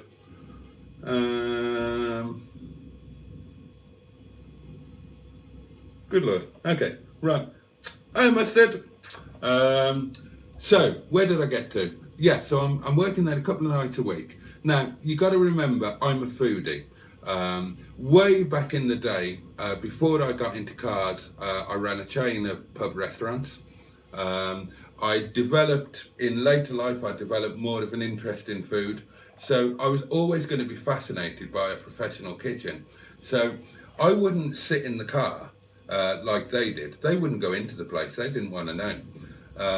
So I'm edging in towards the kitchen because I want to at least see what's going on. This is a fine dining Asian kitchen, and I want to know about it. I want to know what's happening. I want to know what's moving, what's shaking, what it's all about. And I remember that the first time that I actually got a bit hands-on was it was a super busy service. They're all frantic, flat out, and there was a spill by the door where I was leaning up against the door jamb, and they're all running about like blue-ass flies. And so I didn't think twice about it. I just grabbed the mop and bucket and mopped it up, and nobody told me off. So I just started edging in a little bit more and just doing the odd bit and thing. And when there were no deliveries, instead of sitting in my car listening to the radio or whatever the other drivers did, I went into the storeroom and I tidied it up, and then I started making bags and just doing anything I could to help out really. And they kind of noticed this, and the guys started talking to me, and they quickly became fascinated with the idea that I wasn't just like one of the normal racist, lazy-ass drivers who were just after earning an easy few quid and didn't give a shit. And they started becoming quite friendly towards me. And it just very quickly, one thing led to another.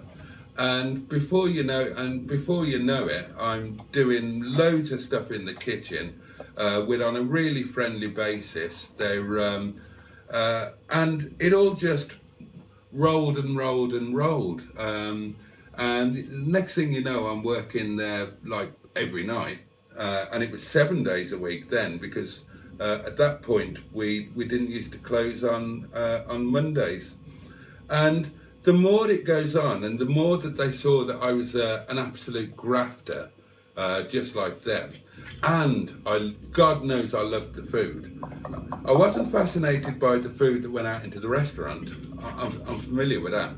I was fascinated by the food that they were making for themselves, and that's what I wanted to try, and that's what I wanted to learn about. And I was fascinated by them. I knew sod all about Nepal. And it just rolled on from there, and suddenly I'm running the drivers team, and then I'm going to the other restaurant, and that was where it was when I went to the other restaurant, Ripley. That was where it became a different level, because it's a different dynamic there, and it's a different. The two partners who run it, Ram and Gopi, they're same community, different family, and it's just a bit of a whole different dynamic.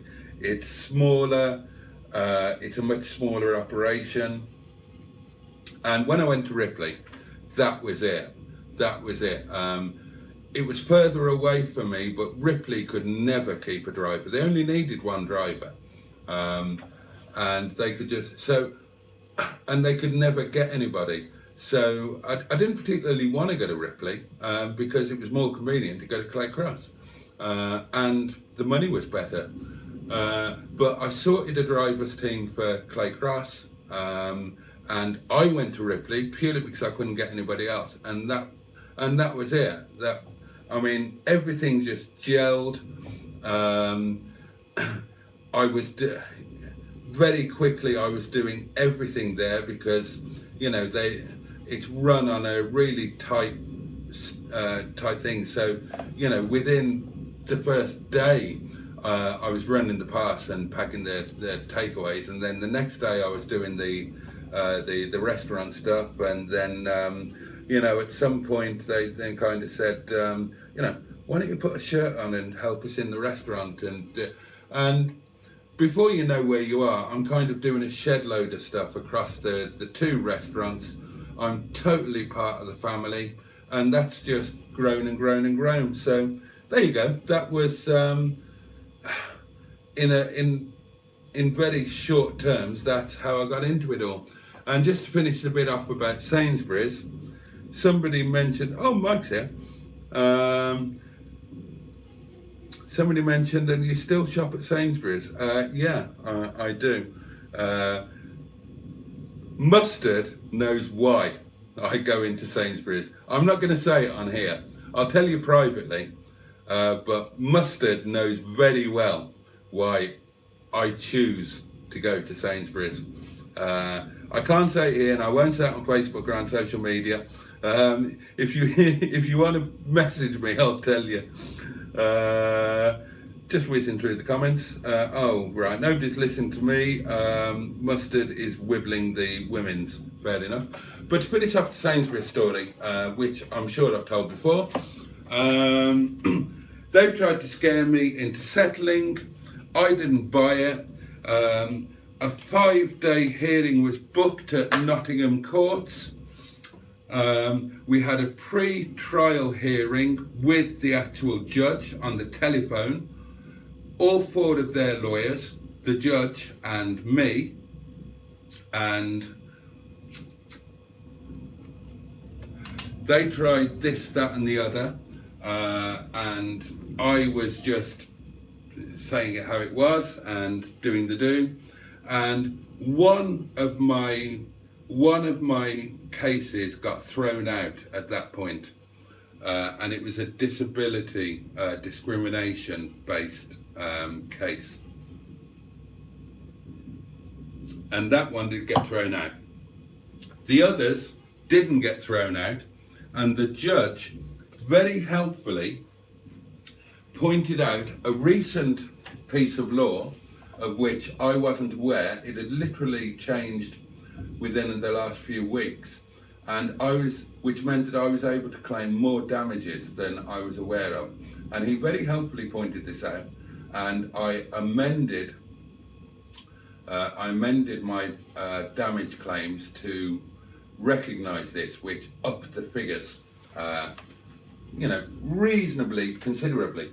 So the hearing is set, and Sainsbury's made 2 or possibly 3 settlement offers, all of which I refused flatly, and they told me that I was being childish and idiotic, and that I was doing myself absolutely no favours whatsoever.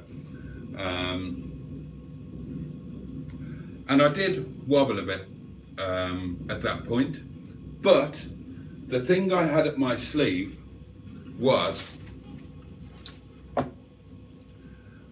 I know that I'm a good advocate.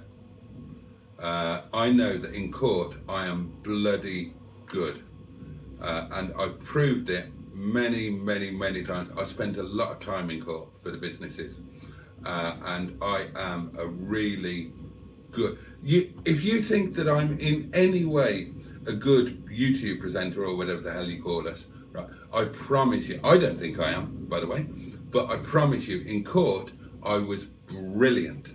Really brilliant, and I've got that up my sleeve, and Sainsbury's don't know that, and that was the thing that made me hold out until for the hearing to start. And they settled the day before. They settled out of court the day before, and the only concession that I had to make was I had to sign a non-disclosure, which is, you know, fairly standard, and they didn't admit liability per se, but they settled. And I read the hang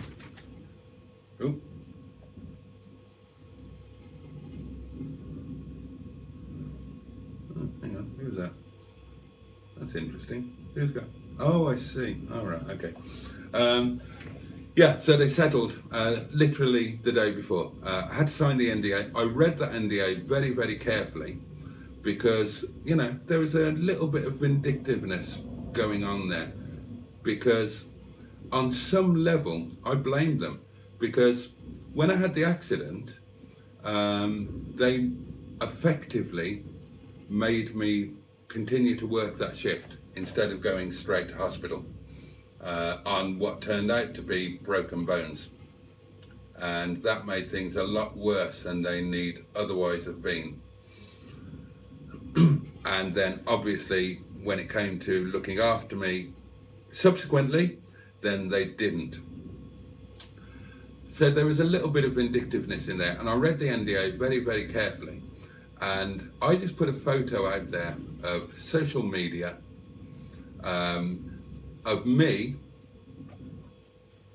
holding the check outside Tesco. And I can't remember what the slogan was, but just I'm off to spend some money, with a check from Sainsbury's, and there's me pictured outside bloody Tesco. And I quite enjoyed doing that. No, I don't realise the sexy time chat in the car, but I'm just leaving you to it. God almighty, 3:24, that can't be, oh no, there was a power cut, wasn't there? What time is it? Oh God, it's 10 to 1, it's about time I buggered off, isn't it, and had something to eat. So that was that. And to totally finish the story off, Sainsbury's paid for Boo to start a new life with me in a beautiful cottage in Matlock, Bath.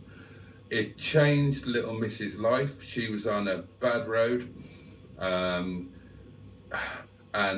she went to an amazing school in Matlock, Bath, and her life just totally changed. And it enabled the other two kids to stay. Anyway, that's what it all did, and it was all good. So it kind of turned out okay, but is Mustard going to do a live after this? I'll watch it. Right, let's quickly whiz through the comments in case there's something diddly-doo, diddly-doo, wibbling, wibbling, wibbling. Oh, hang on, let's go. And you still shop at Sainsbury's? Put inverted commas around the word shop. Yeah, I still go to Sainsbury's. Oh, Mustard, ladies. Are you English? I still don't know. Are you English or Welsh? I don't know why I thought you might be a Welshman. I'm a Welshman, and a very proud Welshman. We moved over the bridge when I was very young, but I am Welsh. 100% totally Welsh, from, on my father's side anyway, a Welsh family, and we don't count my mother's side because, you know how that all came about. You tend not to concentrate on family when your mother is the result of a rape, and when the rest of your family are either paedophiles or people supporting paedophiles, and your mother and your brother gets given to the family paedophiles so that their own kids are safe. Kind of puts you off that side of the family. So I concentrated on my father's side, who are Welsh, from a Welsh-speaking village, and they are Welsh-speaking people, and I am 100% Welsh. I just happen to live in England. Look at my surname. How could I be anything other than Welsh with my surname?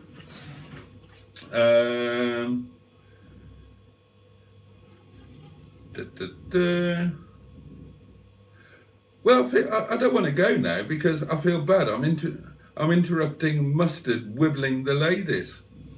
Oh, your family videos were interesting. Thank you, KKC. I kind of enjoyed doing them.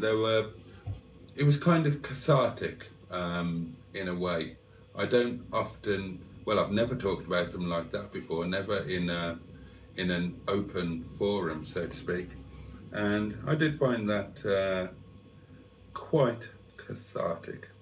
And that's it, really. That is it for tonight, my loves. Maybe Mustard will carry on and do a live so we can carry on wibbling you. Diddly dee, diddly dee, diddly dee. There we are, there we are, there we are. Oh, what's that one? Oh, not paying a huge amount of attention to chat, more interested in industrial law stroke, compost stroke, restaurant story. Well, somebody was listening. Thank you, Liz. But there we go, my lovelies. There we go, there we go, there we go. That is Thursday Night Live. There will be a video out tomorrow, and I hope that you will enjoy it, and I think perhaps it might surprise you. And we haven't really talked all that much about hashtag Save Bella, but believe me, I'm going to be banging on about that, because like I said, I'm taking this incredibly personally, probably stupidly, but like I said, I almost fell over my own foot then, what a twat. Yeah, he just happened to message me. He might have messaged a load of other YouTubers, I don't know. But he messaged me. I'm taking it fully personally, and I consider myself responsible for that car's well-being. So we'll see how that video goes. We'll see if anybody comes forward and offers anything. But if the worst comes to the worst, he's promised me, by the way, that it's not going for scrap. It's parked on private land by his cottage somewhere on the borders of Scotland. Now, if nobody comes forward, then I will go down the community crowdfunding route, but I'll only go down it on the basis of £1 or £2 per person, so that it's, you know, a relatively meaningless amount. I would like to do it that way. I would like to get a lot of people doing a little rather than a few people doing a lot. And if that fails, I'll have to flog one of the cars and do it myself. But I think it would be a lovely thing for him, especially, if 1,000 people gave enough of a shit to part with £1 to somebody that they've never met, probably never will meet, and for a car that they probably couldn't give two tits about. But, you know, £1, really, £1. And if I can do that, then I'll get the bloody car repaired and I'll just give it back to him. Because I think that would be a nice thing to do for him and for the car. And to be honest, for us too, because if, oh, I'm a lovely twat. Thank you, Lurpak. Because if you can get a great big glow of pleasure and satisfaction from parting with a single £1, what the fuck can you buy with the £1? Can you even buy a Greggs sausage roll? I honestly don't know. You can't do a hell of a lot with the £1, but you could get an amazing feeling about yourself. And yeah, that is what I would do, and I would go out of my bloody way to do it as well. Just because I like stuff like that. You do things like that and you build up a bit of credit at the Bank of God or the Bank of Karma or the Bank of the Universe or whatever the hell it is that you happen to believe in. On some level I believe in that sort of stuff. Do a nice thing, because why not? Why not? Why not just do a nice thing? You guys do lovely things for me, and that makes me feel amazing, and I hope that you feel amazing with making me feel amazing. And I like to do things for other people as well for exactly the same reason. And this would be a nice thing to do. We'll see how the video plays out, but the car will not go unrescued. I guarantee you that. So yeah, he's promised he won't scrap it. We'll see how the video plays out, see if anybody comes forward. If nothing happens from that, then we'll fucking go at it as a bloody community. We'll crowdfund, the lot of us, we'll plough in together, we'll crowdfund, and I bet there's loads of people that each one of you could get a quid from. There's bound to be somebody at work or a family member or somebody that you could just say, I've got a really sad story, give me £1. And you'd probably get it. And we only need 1,000 of those things to happen, and we'll have 1,000 quid. And then we'll go in with a proper sob story to some local mechanics and a local welder, and see if we can arrange getting the car sorted out at a reasonable price with, I mean, you know, we'll just, I don't mean give them a sub story and get them to do it for nothing or for less than cost or anything like that, because, you know, they've got to put food on their table the same as anything else. What I mean is that we'll make sure that it goes to somebody who gives a shit, who will charge a fair price for a proper job, rather than ripping the poor bastard off for 2,800 quid, like apparently some garage did before. And we'll get it sorted and he can have his bloody car back. I mean, you know, it says something, right? It says something. He is willing to give the car away. That car, I don't know what scrap prices are now, but certainly a little while ago, that car would have done 400 quid scrap, right? He's willing to give the car away, effectively to give £400 away in order for the car to survive. What does that tell you? It tells you he loves the bloody car, right? I know loads of people who would say, you can have the car for scrap value. You see the adverts in the groups, right? If this isn't sold by the end of the week, it's going for scrap. So how much do they care? I'm sure they care a little bit. I'm sure they care a little bit. But, you know, at the end of the day, money is money. We've all got to survive. This guy, and he's obviously not rich, okay? If he had money to burn, he would pay the 1,000 quid that the new garage wants to have his car repaired. He obviously either hasn't got it, or it would be too much of a money away from something else. We don't know his situation, but he's obviously not loaded, right? And for somebody who's not loaded to give away 400 quid so that the car survives, what does that tell you? It tells you he loves that car, right? And when somebody's in that situation and they've got a genuine emotional involvement, fucking hell, I'll go and ask 1,000 people for a quid, and I'll make a couple of phone calls to, or send emails or whatever to try and make sure it happens. Who the hell wouldn't? Anyway, so that's what I'm going to do unless somebody comes forward. And I might just bloody well do it anyway, because the more I talk about it, the more I think it would be a splendid thing to do. Oh, gosh. Oh. Right, okay. Where did I get to?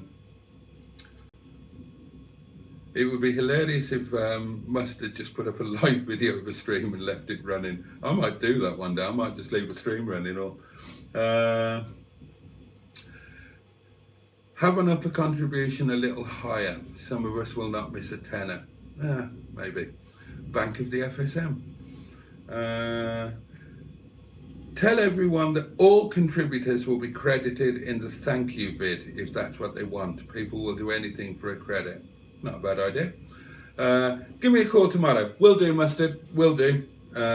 Hopefully I've got an easier day tomorrow, so we can have a chat. Good plan, Boaty. I'm in. I fell asleep. Hello. Mike's off. Good night. Boaty beat me to it. I will do it.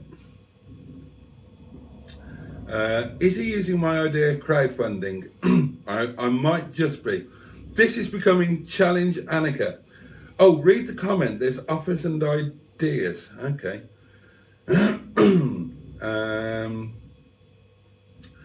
Sounds like a job for Wendy Craig. Normally it would do, but at this precise moment in time, possibly not. Scrap is up. I scrapped 2 cars this week and got 800. Okay.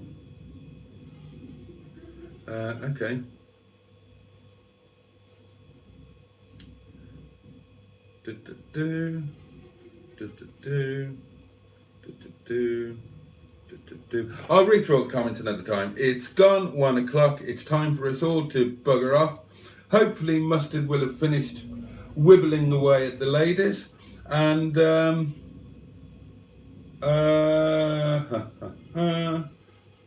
is it that one? Yeah, could be. Okay, right, yeah, that really is it. Oh, Jimmy Quinn put my name down. We'll talk about this again. Oh, call me, Boaty. I'll help you repair the car. Mike, I can't find your message, mate. I looked on Twitter and I can't find it anywhere. Are you on Facebook? Mustard's got my number. Text me or call me, or text me a number and I'll call you. Well, text Mustard and Mustard will text me, or just shout me on Facebook or whatever.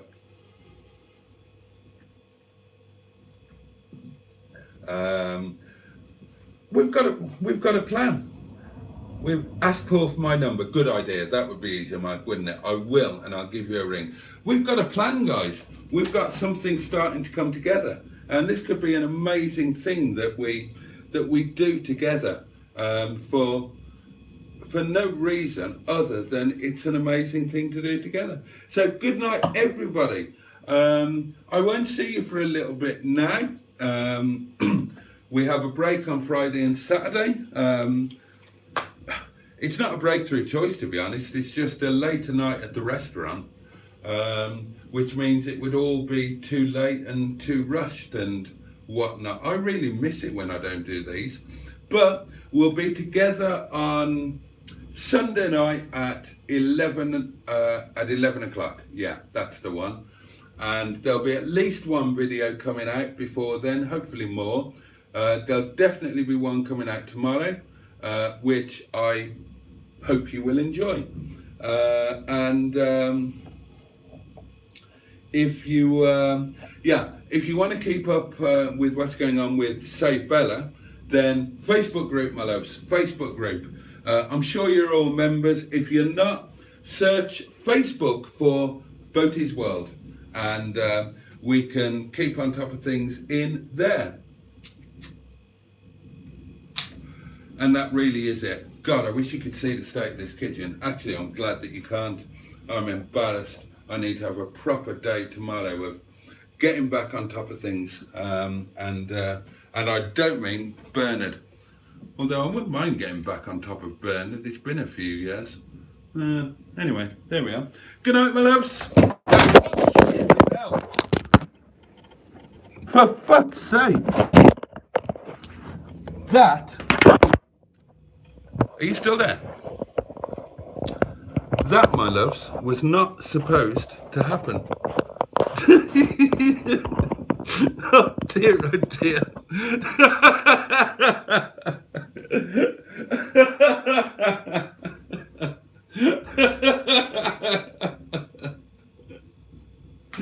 Oh, God above. Right, that's it. Night, darlings. You have a safe and peaceful night, and you take care.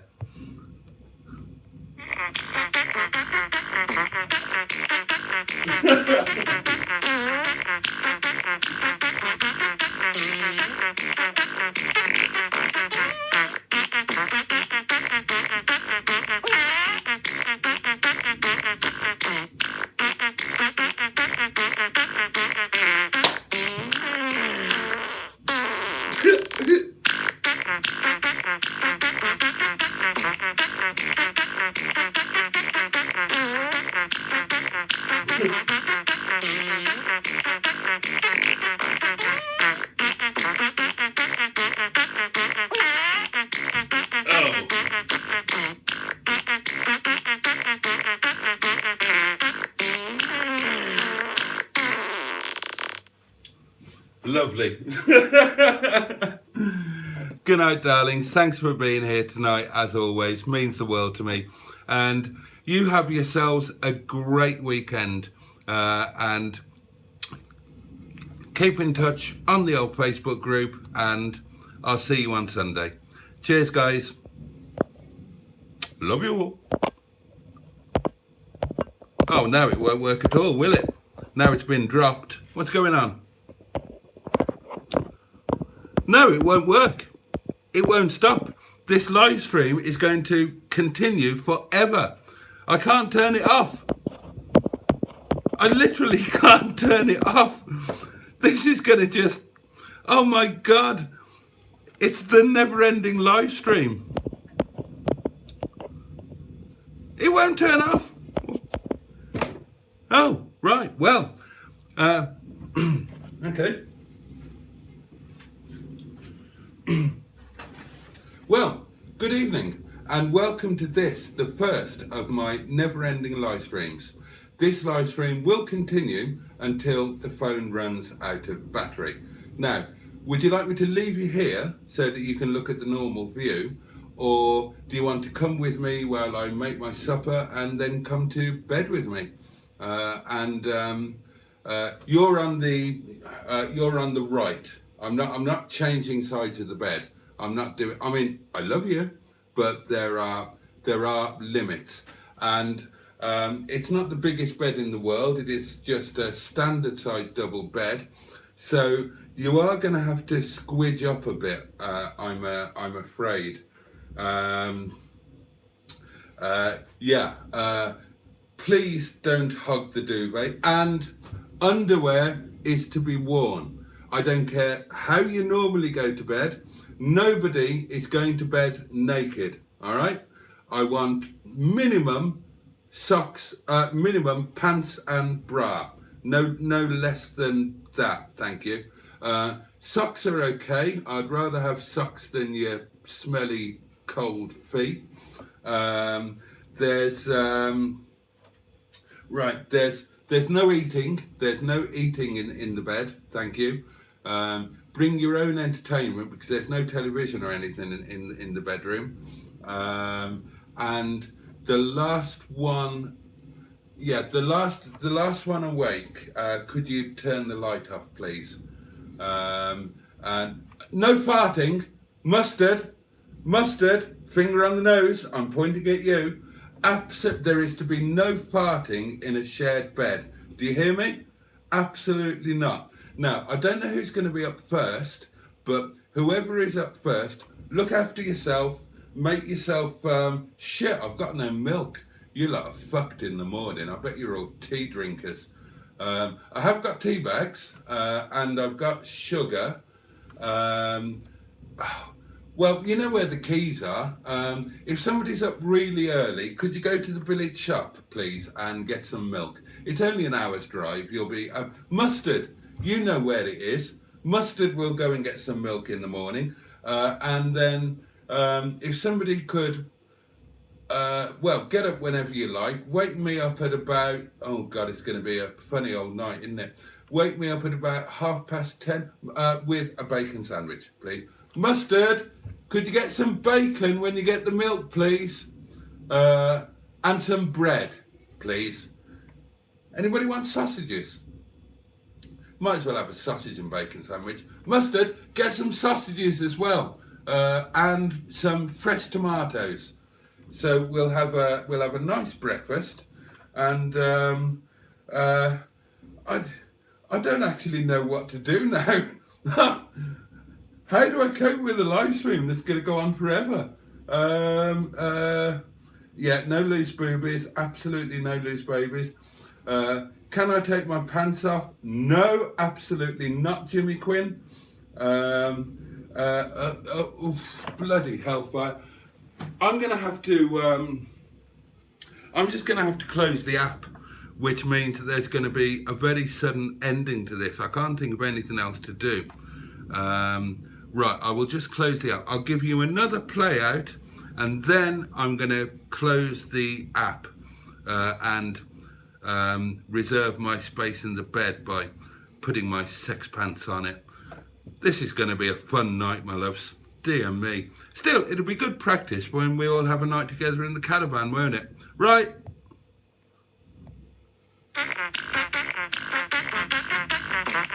Bloody sons. Hobnut doesn't have to put up with this shit.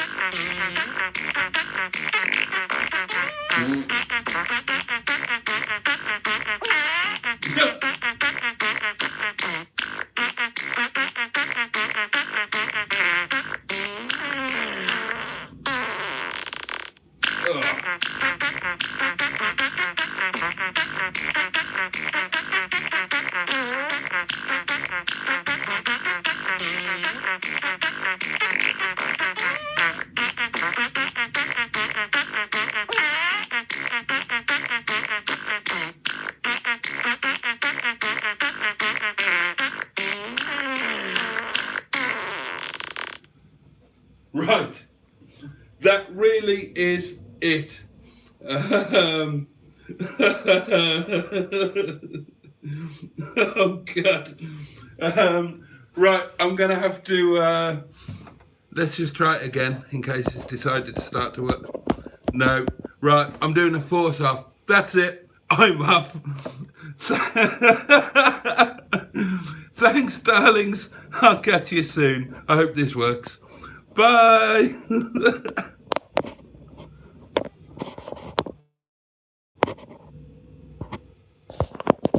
Are you still there? For fuck's sake, this is ridiculous. This is absolutely balmy. Oh my God.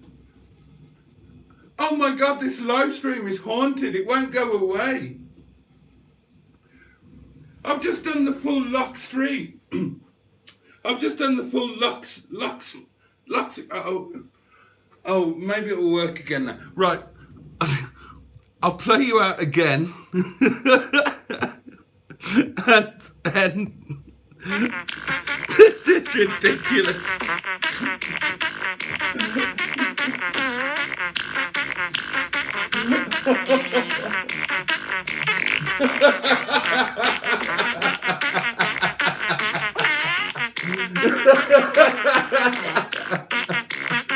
Oh, God.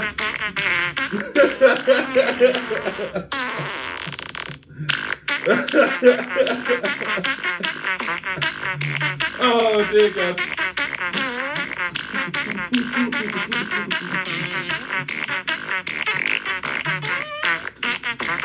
I don't want to share my curry.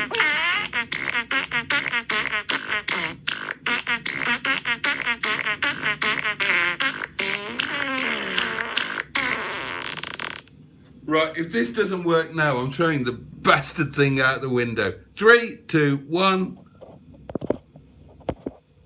Oh, thank fuck for that.